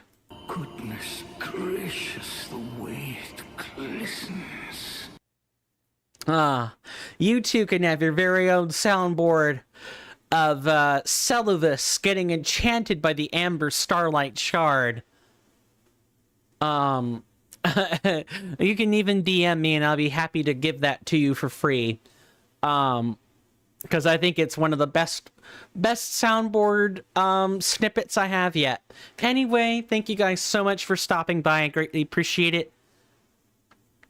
I really appreciate the company. I mean that, as well as anybody who's still hanging out on YouTube. Greatly appreciate it. I will see you guys tomorrow at the same time as usual, and I'll put out a bolo about what I said earlier. You're welcome here anytime. Take care of yourselves. Stay safe out there. This has been some Deathless all bosses, fire spells only routing. And with that, goodbye.